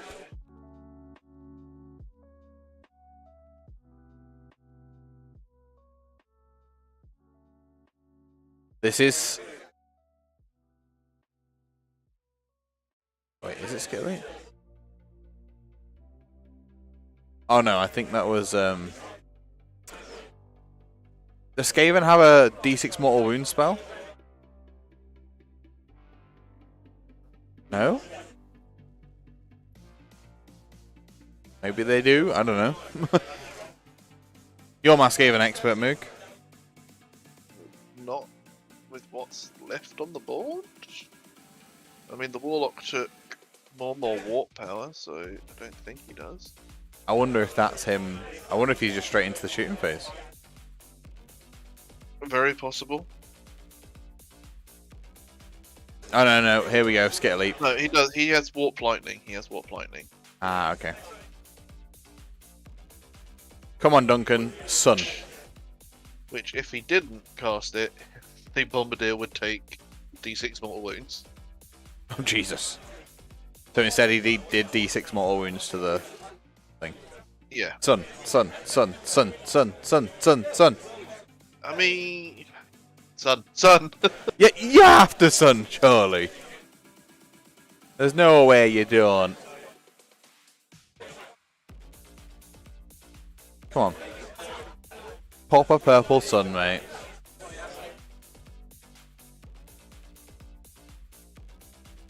I think he cast Mystic Shield instead, you know. That's what that token is next to him. Ah, what a shame. I'm not angry, I'm just disappointed, you know. Prudent to just crap out a purple sun when you're in a difficult position. He's also got 3 Jezzails here. I forgot about those.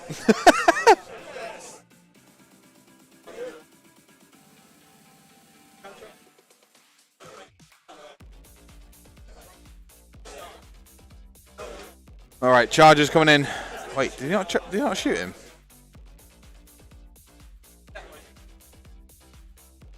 Did he? I was going to say, Jesus, you shoot the Jezzails at least, man.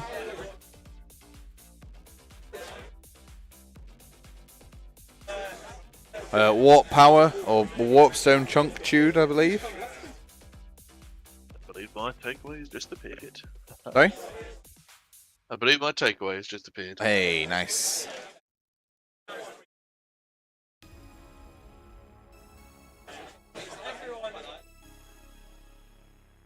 And the save was made on the tank, of course.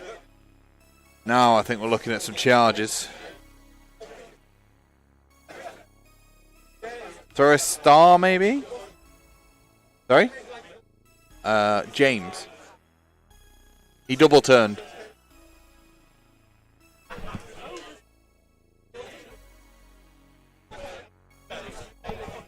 Yeah.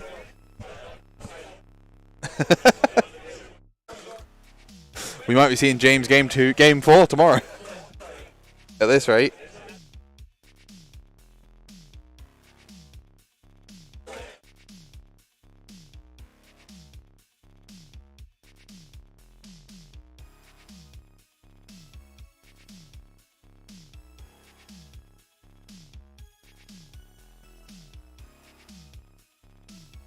Oh no, sorry, I think these are the Jezzails. Is that a 111? Jesus, Duncan.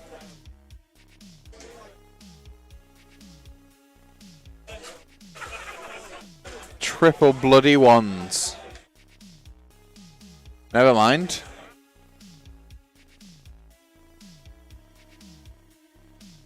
Bombardier's going to shoot them.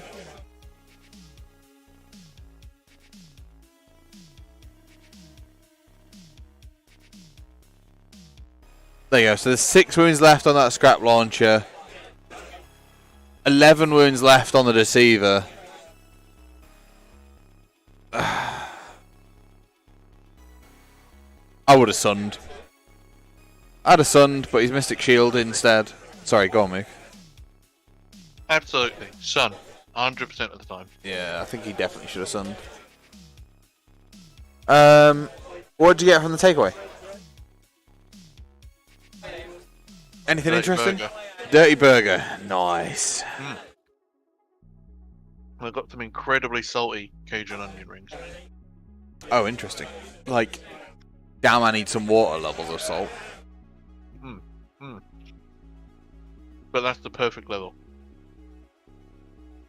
Alright, an 8 coming in there for charges. Duncan will get an objective for hold 1 this turn. And if he does manage to kill the Stonehorn, he'll get eye for an eye. But I'm not sure he's going to kill the Stonehorn. I'm not sure the deceiver has quite the output to do it.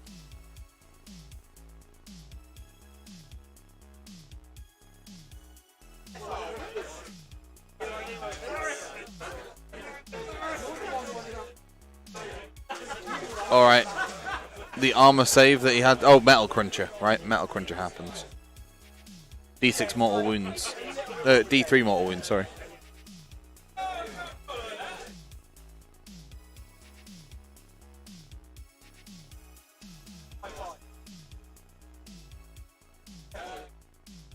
How much damage can the Deceiver realistically do?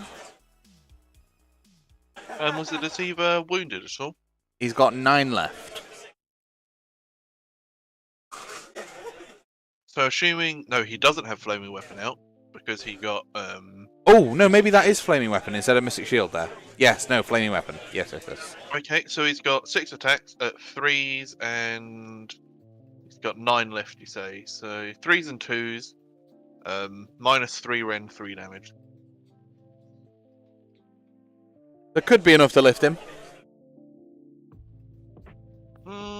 Not with those saves though. I think James just tanked every single last bit. I mean, he's got a 3-up save normally, and then a 5-up ward, the old Frost Lord. Disgustingly tanky.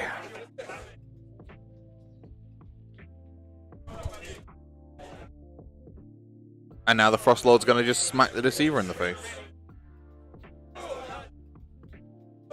We think the Frost Lord kills the Deceiver here? Pretty much, right? Oh yeah, probably.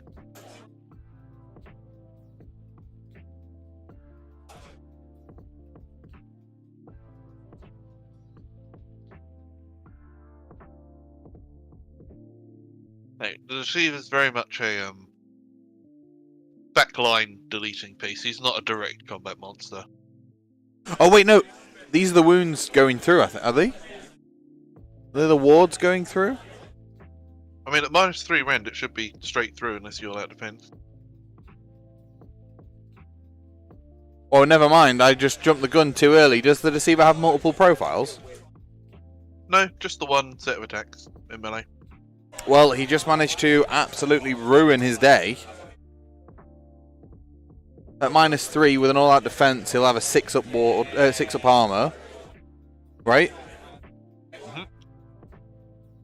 Which he failed, and then 3 damage flat on all of them. That's 18 damage.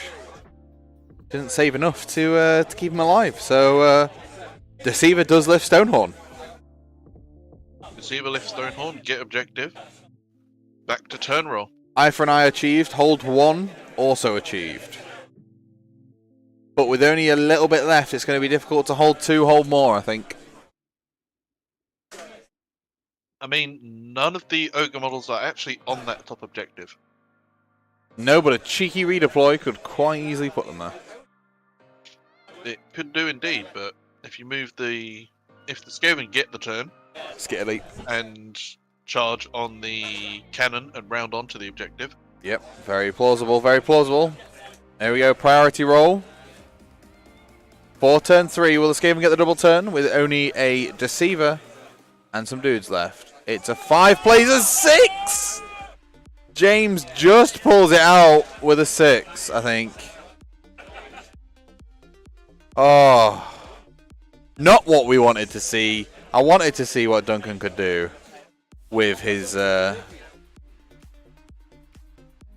depleted sources of damage.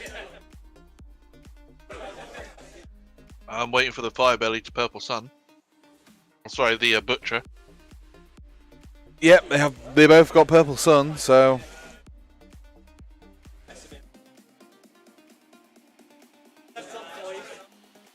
There's no spell ignore or anything, is there?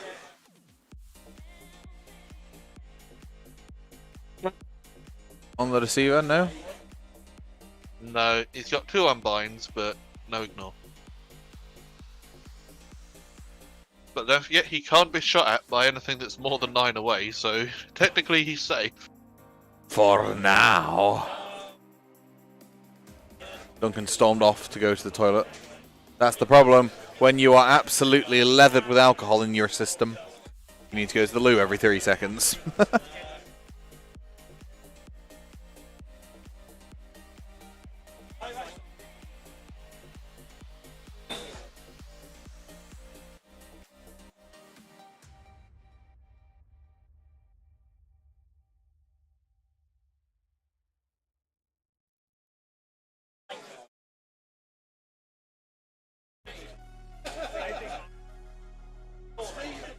with James having the turn against the odds chosen, he's left it until later on, which makes complete sense.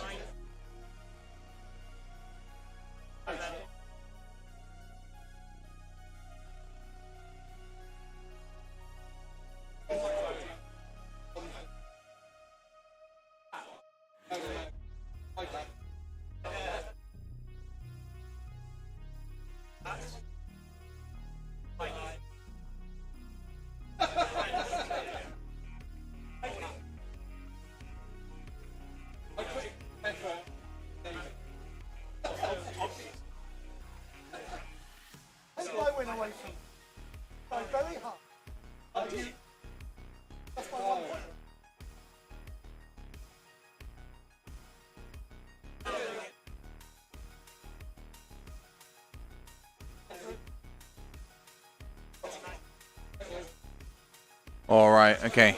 We've seen Duncan now arrived back at the table.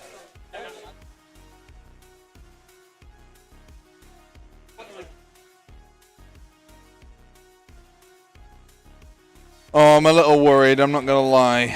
Being able to get not double turned, but not have the opportunity to do a double turn in return is a little frustrating.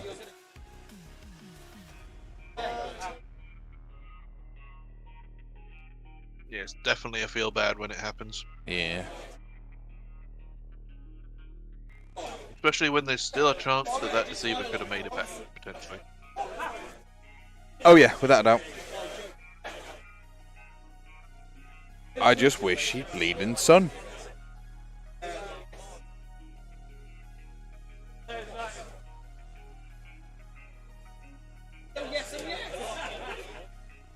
What's the score? Yes.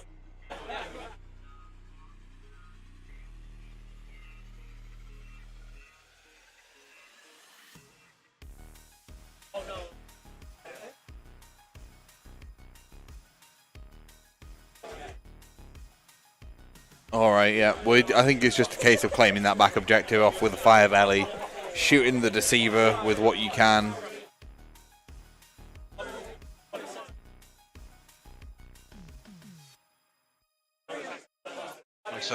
I think take out the bombardier and the Giselles just so you've got all that range threat gone.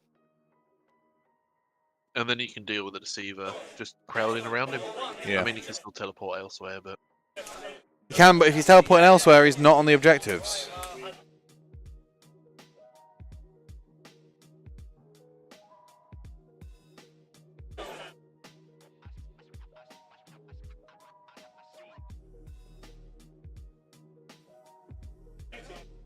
I assume we'll just see the iron guts, the lead belchers from the top walk down as well and put some pain in if they're in range.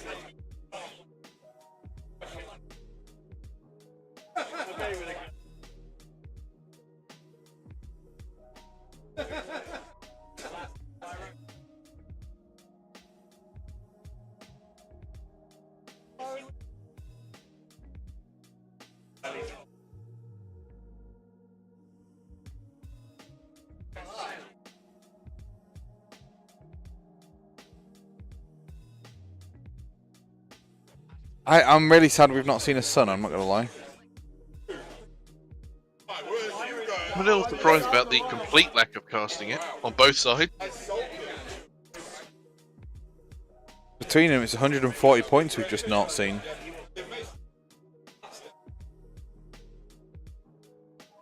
Did it come out in the first game? It did come out in the first game. And it was hovering around like a bad smell. But did it purple sun anything? It did not purple sun anything. It tried.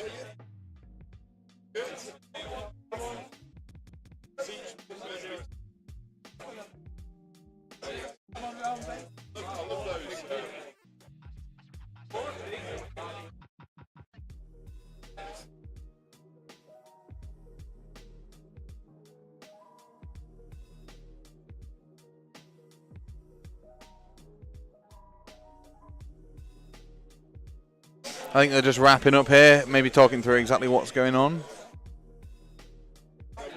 Oh, he's turned 3, you know. absolute champs for carrying on, but also, is there any need, you know?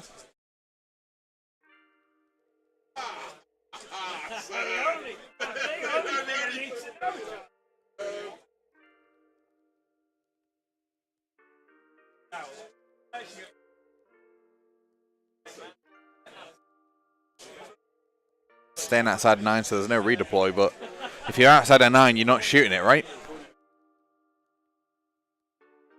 Yeah.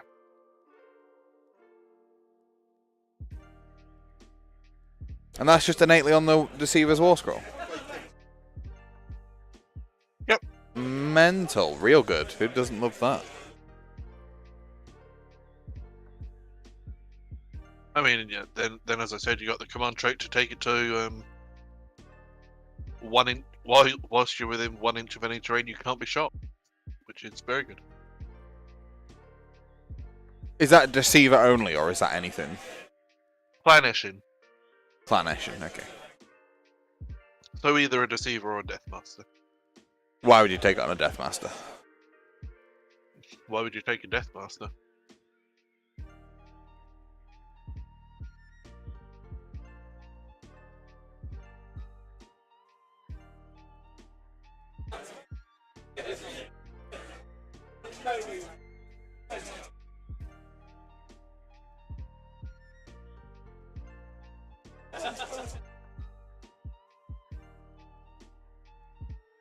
Duncan doing his 1 inch redeploy.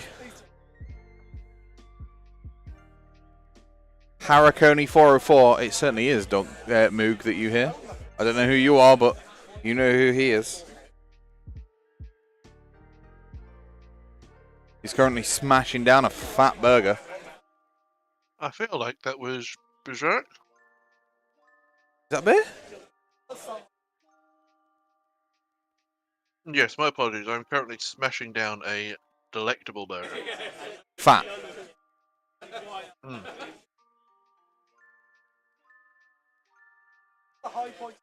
Beer. Ah, my bad.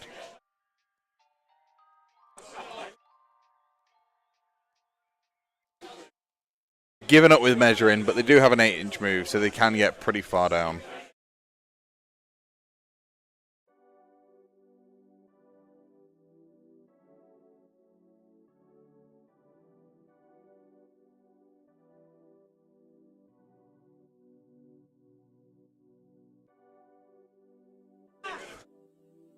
Hmm?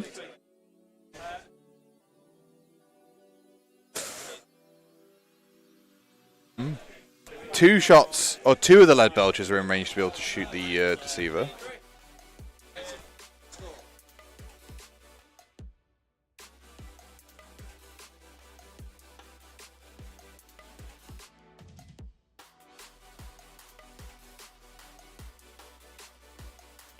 Oh, yep, D3. I keep forgetting about the D3 shots, Moog. I keep forgetting about the D3 shots. I always think that there are only 2 shots. No. So for people I'm playing against, guaranteed to be 3. For me, 1. Oh, naturally, without a doubt. That's just how the game works, my dude. Like, it doesn't work any other way.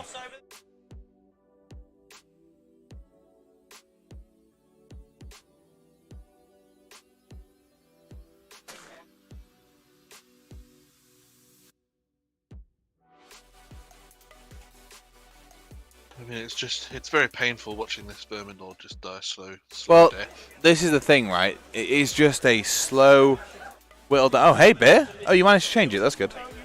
It's a slow whittling down and a slow deceit into madness and death for this poor Deceiver.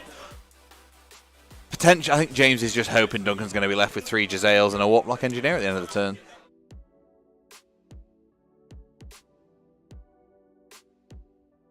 But there's enough of the charges to go in, isn't there, from here? 1, 2, 3, potentially 4. All doing charge mortals. Oh, some fat blokes with guns? Yeah, they can have charge mortal wounds. Big ass dragon? Nah, no charge mortal wounds. Bloody dumb game.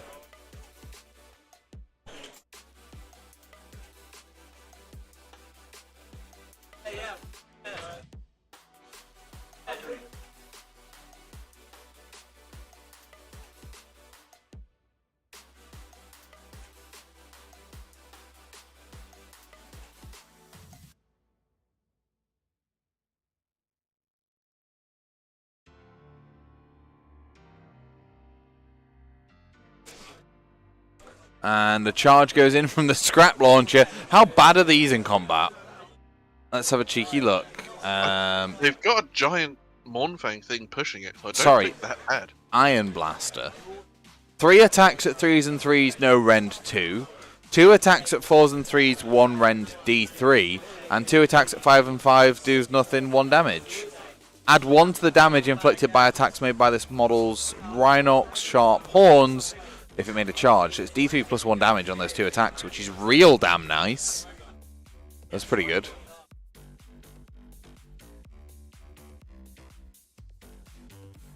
Then you got some charge mortals coming in too.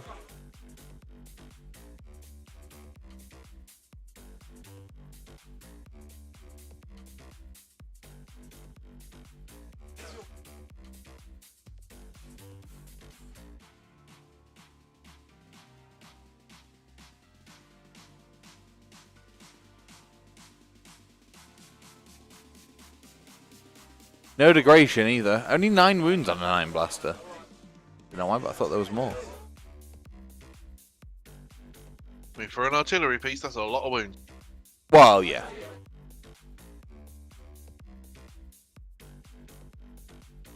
Quite a big base as well.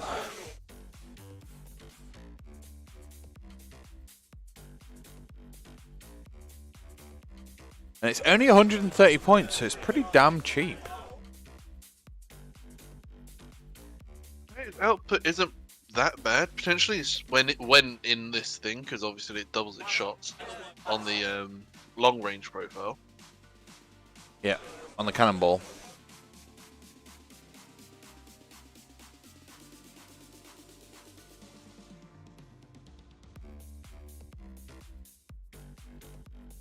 One at -1.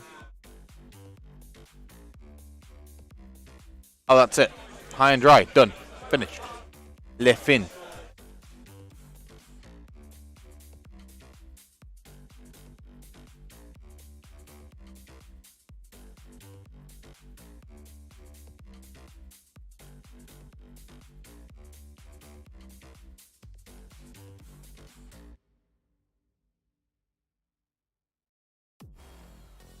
I'm very confused. That's not me. Oh, it's Kitty. Okay. Why are you on my account? Oh, you logged in with the shared account. It's got my name on it. I'm just like, why am I in the chat? I'm so confused. What? Hello, Kitty. You are joining us at the bottom of turn 3. Sorry, the top of turn 3. We're about to see James most probably lose this scrap launcher to the deceiver. Unable to lift the deceiver. Do you think he's possibly gave Duncan an opening? I mean, Back the into the receiver game. is on that point, so he's not captured the point away. Definitely, ogres count as more, don't they? Yes, they do. But not that much more. Don't they count as 5 each? The little dudes.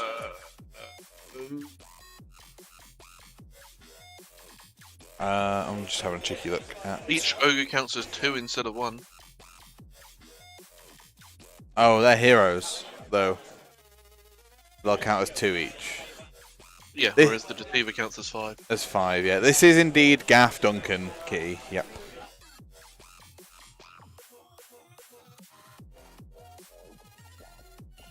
So maybe he has, especially since those iron guns or the lead belts didn't seem to do all that much. We could see the bombardier jump through that gnaw hole and just come out the other side and hold that objective up there. Yeah, hold 1, hold 2, hold more. Whack against the odds. With the general to no, against the odds. Oh, that one's mine. yeah, pick that one, go and kill the whichever one you want, and then just Jezzail the same target, I guess. Or Jezzail the other hero. Then you've only got that unit of 8 lead belchers that can't actually Just attack click the back receiver. button at the top. Yeah, that's fair.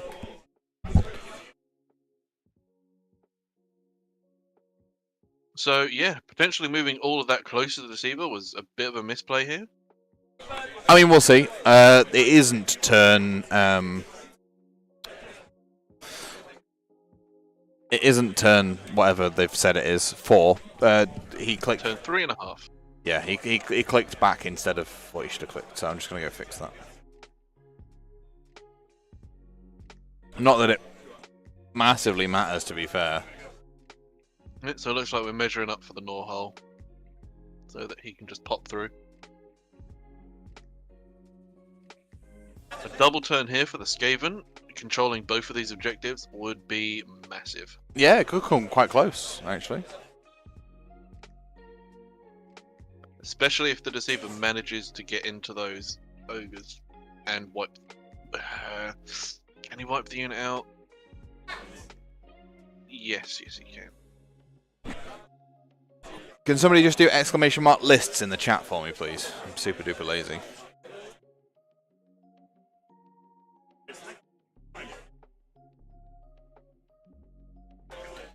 Pretty sure it's this one.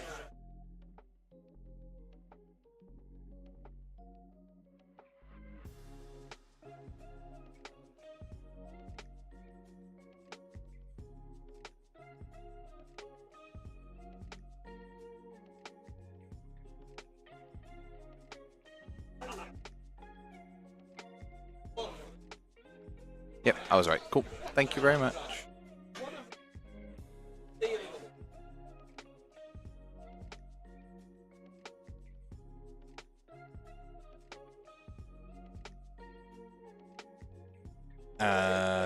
Turns.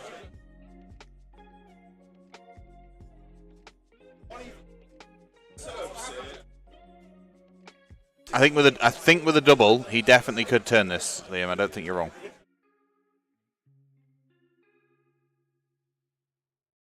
I think it's all about rocking this double, though. But it was about rocking the double last turn as well, to be fair. Okay, I should be back to he's got the risking the mortal wound spell. That one mine? That one's mine, sorry. Risking that mortal wound spell against the 8. Unless he's casting the sun. It was a little too late, I think.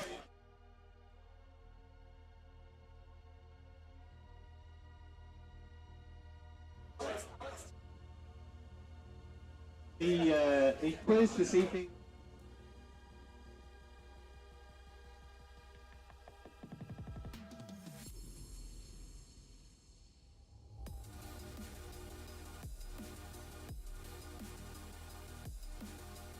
Carnage quiz happening this evening. Okay, so that is indeed the mortal wound spell going on to those lead belchers. Yeah. There's 3 mortal wounds. Well, it's killed one and done another one, so 4 mortals. No, 5 mortals. Why 5? They have 3 wounds apiece. They have 4 wounds apiece. Wait, no, they have 4 wounds apiece. So And yeah. one had already taken 2 wounds. Yeah. Oh, I didn't see the one had already taken 2. Yeah. One had already taken 2, so there's 3. And a shot. 3 and a shot.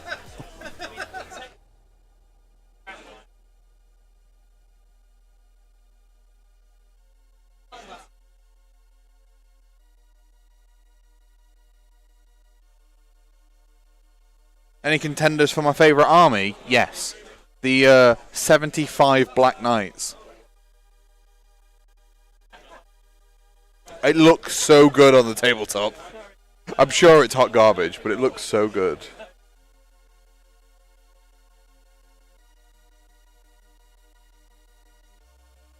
Did he just miscast? I saw a 1.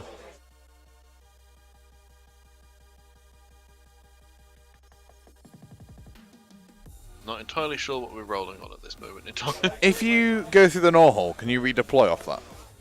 No. You have to be 9 away. You have to be more than 9 away anyway. A 1-inch redeploy. Jeez.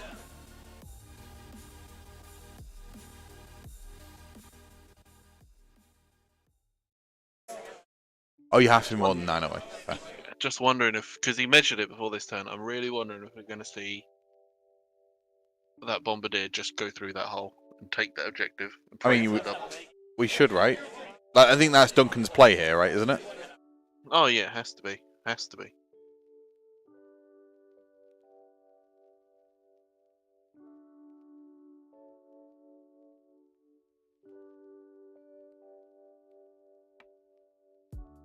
Come on, Duncan. Go through the gnaw hole. Go through the gnaw hole, Duncan. I'm wishing it. I'm hoping. I'm praying.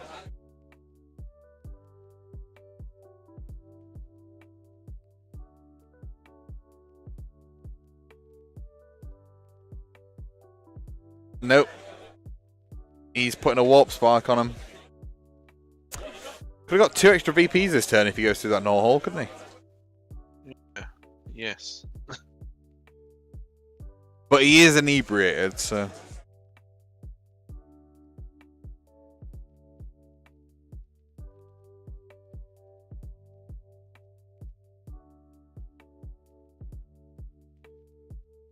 Well, I guess there is the potential maybe he made it a proving ground for some reason.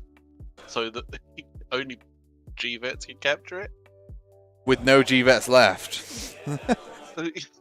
You never know these things. Might have done it and it might have come back to bite him. Well, that's the other thing, right? Duncan grabs... If he did go... He's obviously not, but if he did go through the hole, grabs 2, gets hold 1, hold 2, hold more, and his battle tactic if he gets that one's mind sorted. Then he would be ahead. Yeah. Hello. There are 20 minutes-ish left of it. And I just emphasise.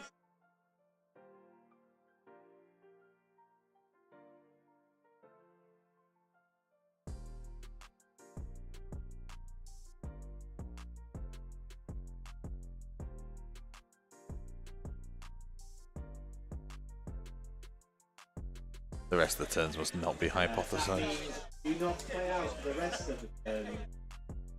Not in that. Thanks, Alex.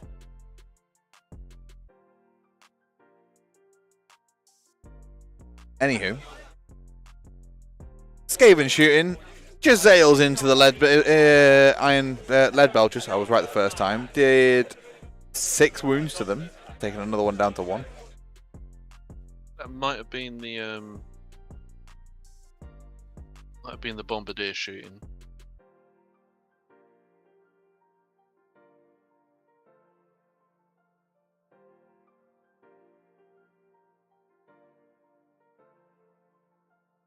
I would very much like them to decide where the deceiver is charging and just do it.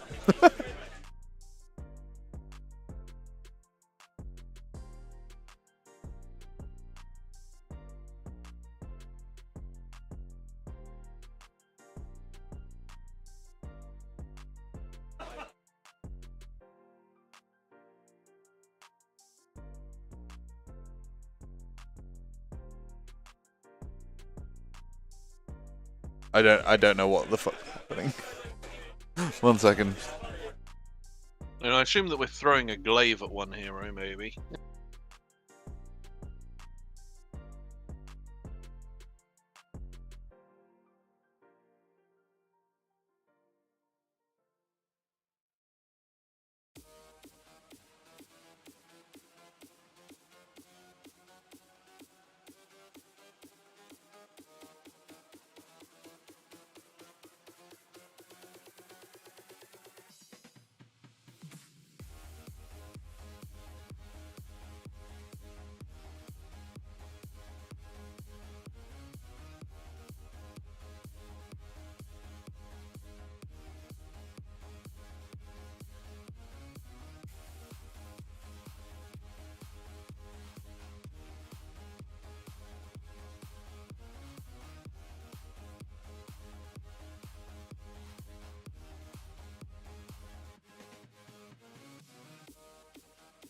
I think the players are talking it out for the last turn, you know, Moog. I think there's a lot of swing potential in that last turn still. Yeah, but I don't think James can see it. I think we were talking about this with Luke last game, right? Turn 1 came in, obviously, like it was to his detriment, and he lost the game. But turn 1 came in, he lost half his army, and his mental state just tanked to the floor, which meant that he was no longer looking at how he could win the game, but instead looking at ways to lose the game. I know that sounds weird, but James is now doing the exact same thing. Because the Bombardier managed to do 5 mortal wounds through, The Deceiver's gone into his target for that one's mine. There's going to be 3 VPs scored for that one there. Rocking an 11-11 going into the bottom of turn 4. I'm like, James, it's your turn to lose, mate. It's your game to lose. 1 win, 2 losses. 2 wins, 1 loss? I don't know. 2 losses. That's fair.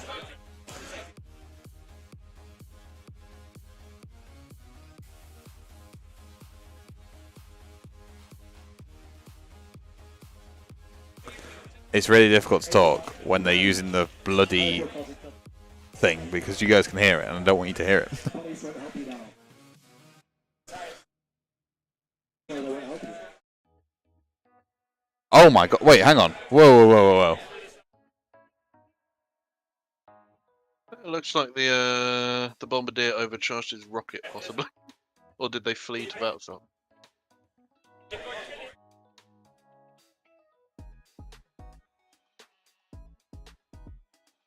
Okay, so they did agree that an objective was taken and such, but I think we're going to throw a priority roll.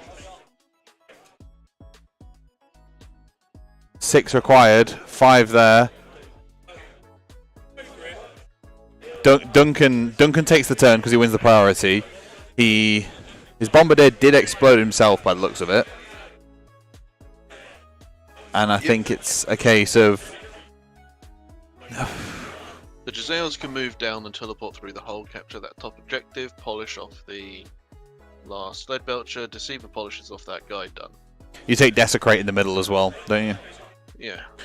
Just Desecrate that objective in the center. Sorry, that piece of terrain in the center. Move on with your life. Win the game. Like, nothing left on James's side, but rack up what VPs you can. Surprising comeback. I think it was a big mistake going all in on the Deceiver there.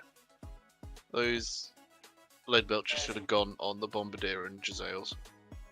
Yeah, I mean the Deceiver's only going through one of those units a turn. The moment you leave the Bombardiers and the Bombardier and the other guys alive, the Giselles, he's got the ability to kill 2.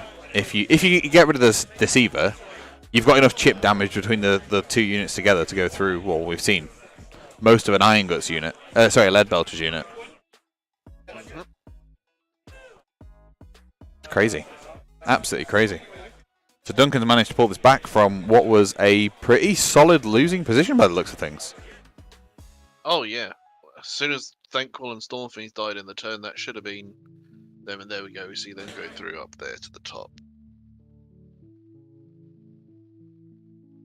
The question is though, Moog, would you have done a proving ground in the bottom objective as James? So that in your last turn, if that one ogre's still alive, he can just run onto it. Or 06 run down. I mean, yeah, it's definitely something you can do. How'd you get on, Mark? 1 and 2. Good man. Better than 0 and 3. It's better than the worst outcome possible. Yeah, it's better than second worst outcome. Do you know what the second worst is? The first best. There you go. Because you're not a full loser. You're only a part loser. Sorry. More of a loser than not a loser. Yeah, well, you'll be fine. You'll be fine. The Giselles are going to probably shoot. I imagine there's going to be a shuriken thrown in from the Deceiver here. Right? Very much. Hits. Very much so. Does he get to reroll once to hit and wound in combat if he hits you with a shuriken and then charges you? No. It's only against his picked hero at the start of the game. Oh, okay. Which is the Tyrant, actually. He gets, I thought it was the Frostlord. Oh, no, yeah, you're right. It was the Frostlord. Sorry, yes. He's got a command ability for +1 for hit and wound as well, so... That's what I was mistaking it for, the +1.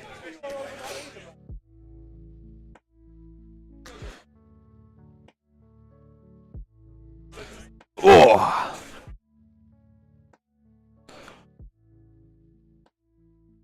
Now, the question is Duncan... I assume he chose Desecrate.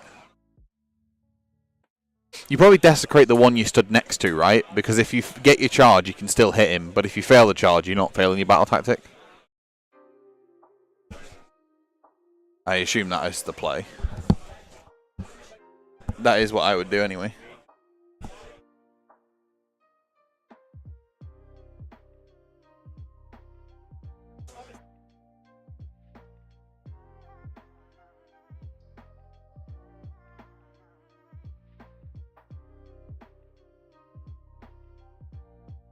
The 3 Jezzails are going to finish that 1 wound left on that lead belcher, I believe. Is that a Skaven 3-0 then going in? Oh, I was kind of hoping it was Ogres, I'm not going to lie. I do love you, Dunk, but...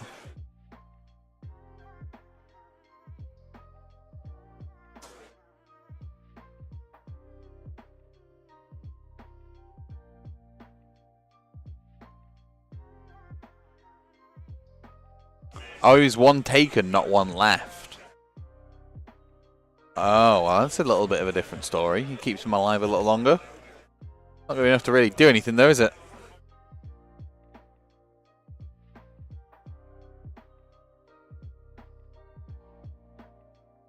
There's definitely ways that I think both players could have solidified the victories a little earlier in the game than we've maybe seen. And as you say, going in all in on that Deceiver was probably a bad choice, but we're just wrapping up the rest of the game here for turn number 4. Hold 1, hold 2, hold more for Dunk. Decided not to go for battle tactic. I mean, if you're not going to charge him, you desecrate, right?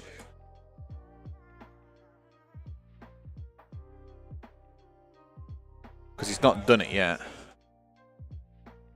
It was James that did it last time.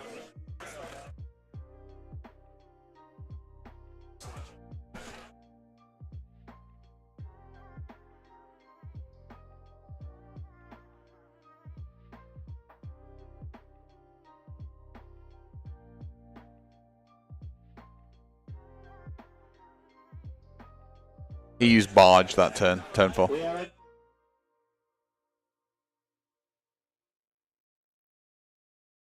Yeah, makes sense. Easy to pull off.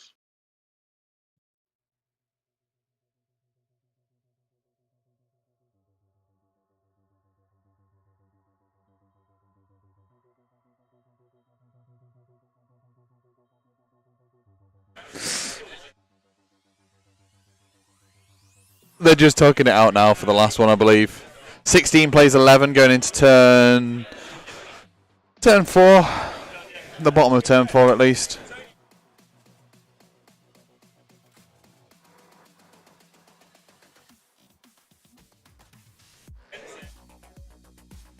I think they're. I think they've just called it, to be honest with you. But I think maybe it's a case of move what we can, do what we can, and then go for there. It's turn 4. It's turn 4, Liam.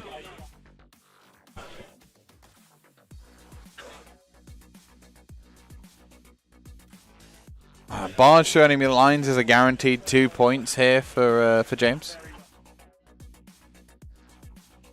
Thanks, Dunks. He could get that without having any worry.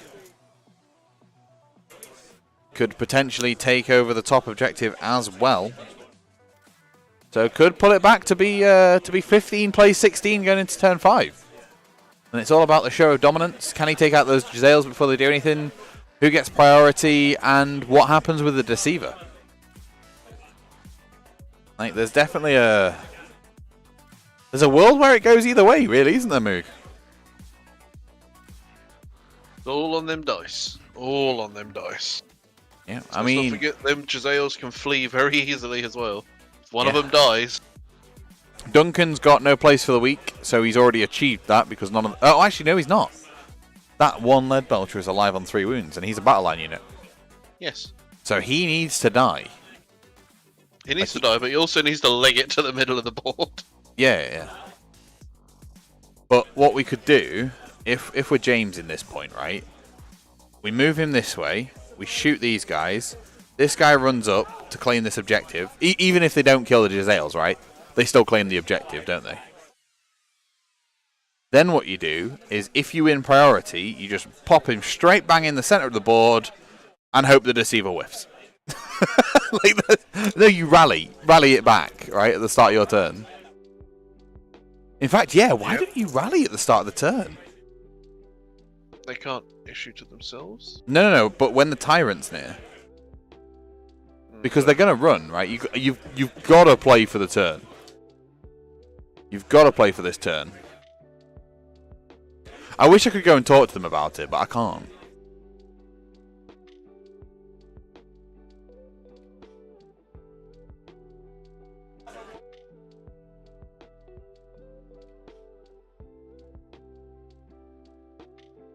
Yeah, that's what I would do. Hello, Dodgy. We are just wrapping up game 3 here. Don't go too far. Don't go too far, James.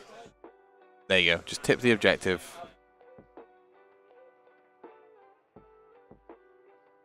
I suppose the Giselles are only worth 1 each?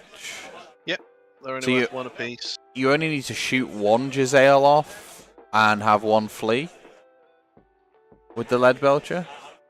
I mean, Giselles are a mighty bravery 4, so even if you kill 1, they've got a fairly good chance of just fleeing. Yeah. Yeah, if I'm being honest with you, James can still win this. All he needs to do is look for that win. If he rallies a couple of guys back, the Deceiver might not be able to get the way through them. You never know.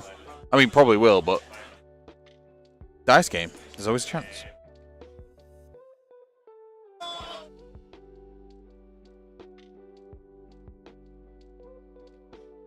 There is definitely a chance. I don't know whether he's seen it. That's the thing, right? That's one of the benefits of us sitting here. We get to talk through all of these opportunities, talk through all these positions, and go, maybe this, maybe that, maybe this.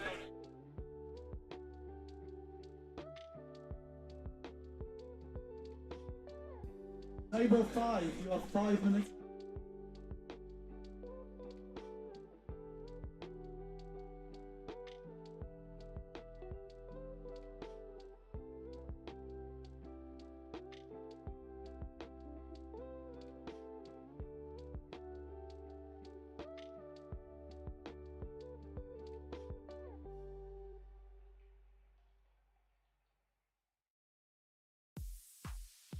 I wouldn't. I'll go and have a chat with James after the game, as I do with all the players.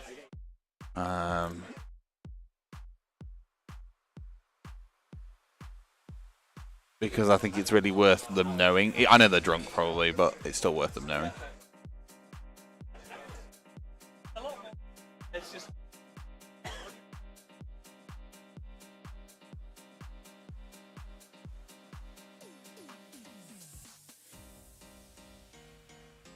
Do the Giselles have 2 wounds, Mick?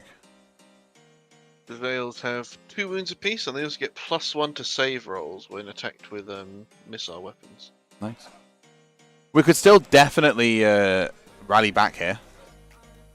So that's one of them gone, so they've got a high chance of fleeing already. James didn't move twice, Liam. He has moved once and charged.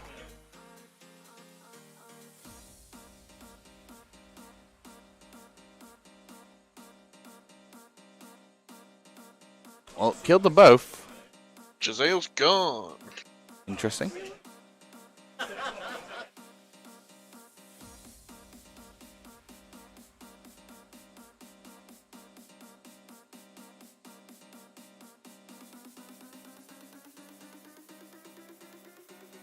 Oh, that one's mine. So the Tyrant needed to finish him off, which they did. So hold 1. That one's mine. 16-14 priority. James rolls a 6 versus a 1.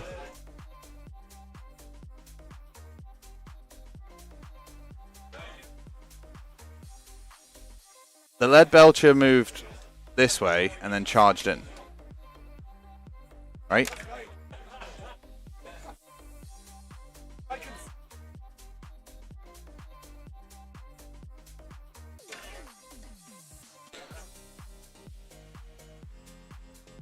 Literally run, rally them, and then run them up. Right? That's how you win this game, surely. And then hope the Deceiver just doesn't kill them all.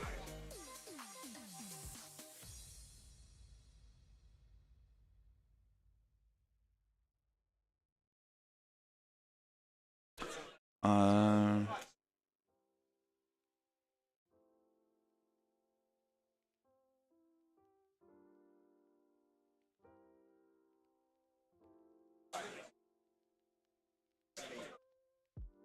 no, he moved once, Liam.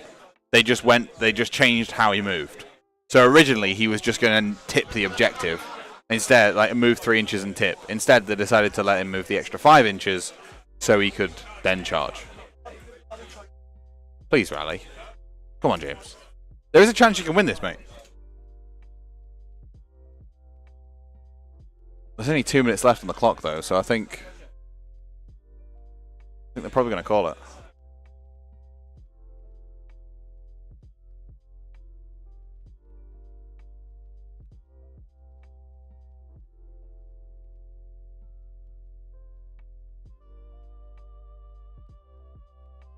No, the lead belcher started here, and then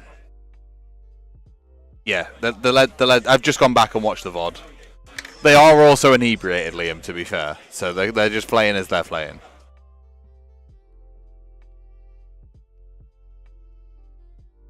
Why are they checking for 6 inches? I'm so confused. The receiver's teleport. Oh wait, Duncan went first. I thought James won the roll off. Oh, my bad. Okay, so the Deceiver's teleport came in. Desecrate was chosen. I imagine it was the Gnaw. You've got to kill that 3-wound Iron Blaster, right? Because if you don't get your Grand Strat. I mean, the warp still should do it. Yeah, there you go. And at that point, that's game, right? Yes.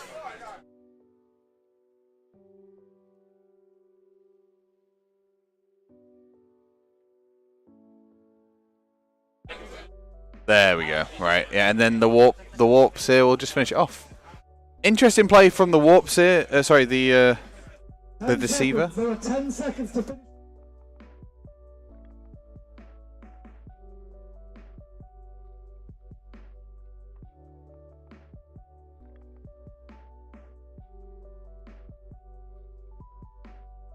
It was sorry, they were shouting through the microphone again. It was an interesting play with the Deceiver putting it down there in the bottom left-hand corner in turn 1.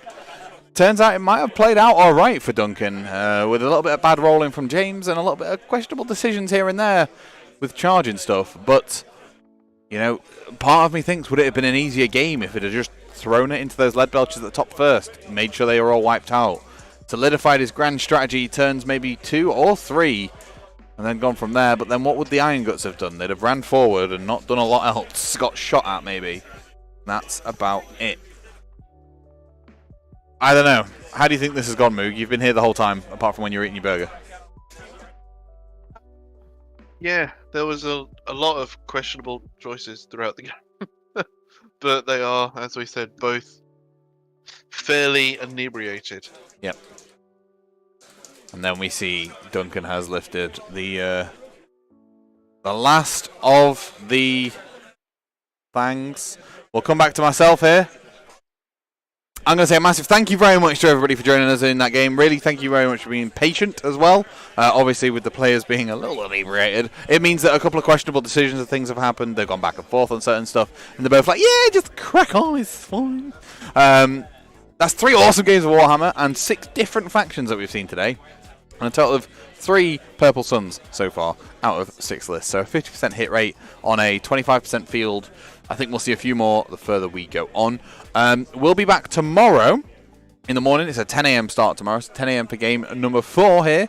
And we're going to be streaming Table 1 tomorrow in hopefully for games 4 and 5.